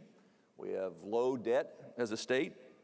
Our pensions are healthy and funded, have the second cost of living in the country, which just means your dollar goes further in the state of Indiana than it does with some of the competition that we go up against day in and day out. And by the way, we have no congestion, so you have room to grow. But wait, there's more. We have a fully funded infrastructure, road and bridge program that Ian alluded to that we just put into place. He mentioned the $4.7 billion over the next 5 years. That's really about $11 billion when you consider the maintenance. And it's a 20-year paid for, not debt-financed infrastructure program. So it amounts to about $32 billion all said and done over the next 20 years. We're very transparent about that program. So in the 92 counties in the state of Indiana, you can see every single project on the map, start time, stop time, cost of those projects. So it allows you to be able to not predict, but to know where the state of Indiana is going to be making our state investments in our state road and bridge assets, and how we will connect them with our local partners, which we just increased their local budgets, all 92 counties, so that we can connect the state assets with the local assets as well. And that is just helped us leverage something that we've been blessed with since the very beginning, and that's our location location. We're the number one state ranked in terms of highway accessibility in the country, so you can see why we're living up to that motto of the crossroads of America. But that's not just a motto. It's not a bumper sticker. That is our mission, and we're putting our money where our mouth is. It's also, when we talk about infrastructure, and Ian mentioned connecting with the world, I say I wake up every day and try to take Indiana to the world, bring the world back to Indiana. It's not just obviously roads and bridges, it's also our airports. We have an incredible regional network of airports, both domestic and the number one ranked international airport in North America, going on its 6th straight year in Indianapolis. We're adding more direct flights domestically, and we just celebrated our first ever in our state's history, dating back to 1816. We just added our first nonstop transatlantic flight from Indianapolis to Paris. So now we're in the European market, and we're looking and working on adding additional international direct flights as well. We have the second biggest FedEx hub in the country, and it is growing. We have 3 water ports. Yes, we have water ports. We can get products on the Great Lakes, out the St. Lawrence Seaway, and we can also get products. We've got a port up on the Great Lakes, Lake Michigan, and then we've got 2 ports currently, looking at building a 4th, but we have 2 currently on the Ohio River, which can get your freight to the Gulf of Mexico and then beyond. So we have sought to, in our infrastructure program, connect with the world like never before. And when you couple our global connectivity, which is really the new word, which I just learned from the Italian ambassador yesterday, was glocal, is connecting our local communities with the global economy. Some amazing things are happening in the state of Indiana. Just last year in 2017, our Indiana Economic Development Corporation celebrated breaking the all-time record for new job commitments coming to the state of Indiana. And we raised the bar, and we said, how do we take this to the next level? And we are currently on pace to break last year's record as well. So back to that whole theme of momentum. In fact, we have more Hoosiers working today in the private sector than we ever have in the history of our state. Low unemployment, 3.2%, lower than any state that we touch, and a higher national labor participation rate than the national average, I should say. The Rich States, Poor State report from the American Legislative Exchange Council says that Indiana is ranked the 3rd highest in the nation for this year's 2018, for this year's economic outlook, and we are, in fact, living up to that. Per capita, our income growth for Hoosiers is 2.2%. It's about 5 times higher than the national growth rate. I was going to give you a quote. I was prepared to give you a quote from the all-time best movie ever made. I'm not talking about Ben-Hur, although that did involve a Hoosier, Lew Wallace. I was going to refer to Hoosiers, the movie Hoosiers, but I just met with both the ambassador to India and the ambassador to China, Branstad, and we got to talking about famous movies, and of course he brought up Field of Dreams. And there's some truth into many lines in the movie Field of Dreams. Obviously, if you build it, they will come, and the state of Indiana is proving just that, especially in sectors where we are starting to become a leader in the country. For instance, the tech community. Indianapolis is our capital city. Its tech sector is booming and is in the top 10 city for tech job growth and 4th in the nation for women in technology. We're investing more on this front. We just launched a $250 million next level fund to invest in small and mid-cap companies, fund to fund that are scaling up. A very attractive new tool in our toolbox. So our tech industry, as I said, is booming, and at the very same time, we're a target-rich environment, considering that Indiana is the #1 manufacturing state per capita in the nation. And so we've been known as the medical device capital of the world and the RV capital of the world. 80% of the RVs made, that 80% of that market are made in one state, really in one county in Indiana, Elkhart, Indiana.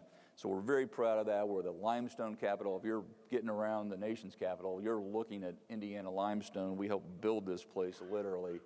And we're, of course, as we have been, our original calling card as the state of Indiana, we're a powerhouse in ag. And so our ag biosciences has just come so far, so fast, relatively speaking, over the last 10, 20 years. We're home to, at the very same time, 6 automotive OEMs with GM and Fiat, Chrysler and Subaru and Toyota, Honda. We just added SF Motors from China. And so couple that with that deeply rooted automotive supply chain, and we continue to lead on that front too. What's very exciting on connecting all of these assets is the talent that we're bringing to bear, that direct talent pipeline into companies, and it's got a lot to do with our world-class universities, and it's hard to name one without naming them all, but you think about Indiana University and Purdue University, Notre Dame, and Hanover College, where I went to. We have some private colleges, and the mayor of Crawfordsville, Indiana, is with us, Wabash College. We have direct pipelines that are all understand that workforce development is economic development, and certainly we get that too, and companies now know that they can recruit their workforce or their talent right there in their backyard. So when you add that network, those colleges and universities, we have the single biggest community college system, Ivy Tech, in the country, and thousands and thousands of Hoosiers are getting directly connected with those credentials and with the skill sets and logistics and IT and construction, those vocational training programs that are critically important to powering our state forward. And it has just teed up our state to continue to break these records because we have the skilled workforce to meet the unfilled jobs that are there right now. And as soon as artificial intelligence tells us what the jobs, I always say we're closer to 2050 than 1950. As soon as artificial intelligence tells us what the jobs are going to be in 10 years, we're already preparing for that today. So I'll just close. I want to keep us on schedule, not be that guy that got us off, but I'll close by just saying that Indiana is not just, certainly we measure everything. You can't manage it if you're not measuring it. But we're not just about the numbers, and we're not just about the stats.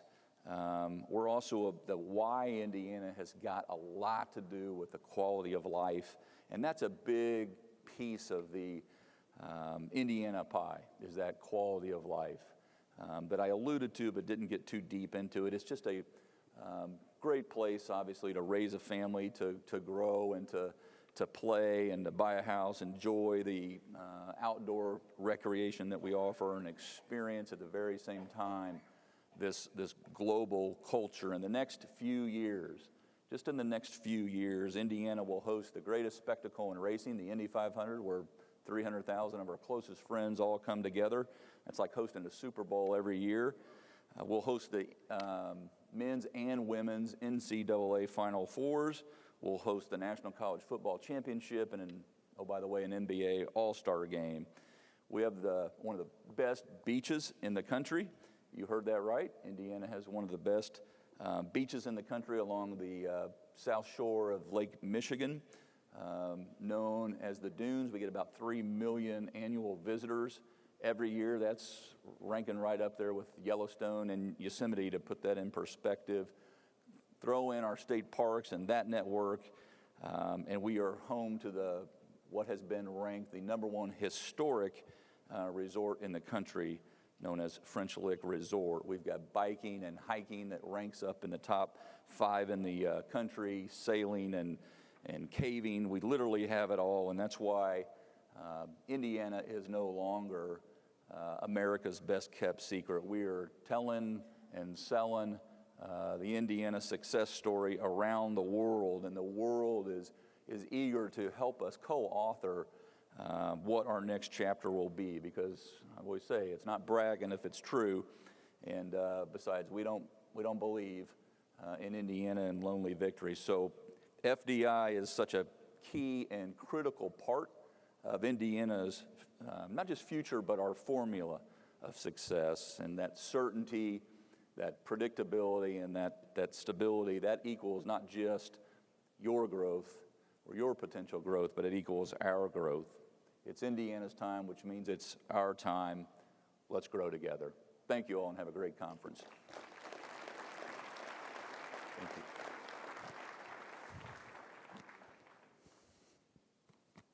Ladies and gentlemen, this concludes today's plenary sessions. Please enjoy lunch, networking, and matchmaking meetings in the exhibit hall. Breakout panel sessions will begin at 1:30 p.m. Please check your Summit mobile app for details and locations.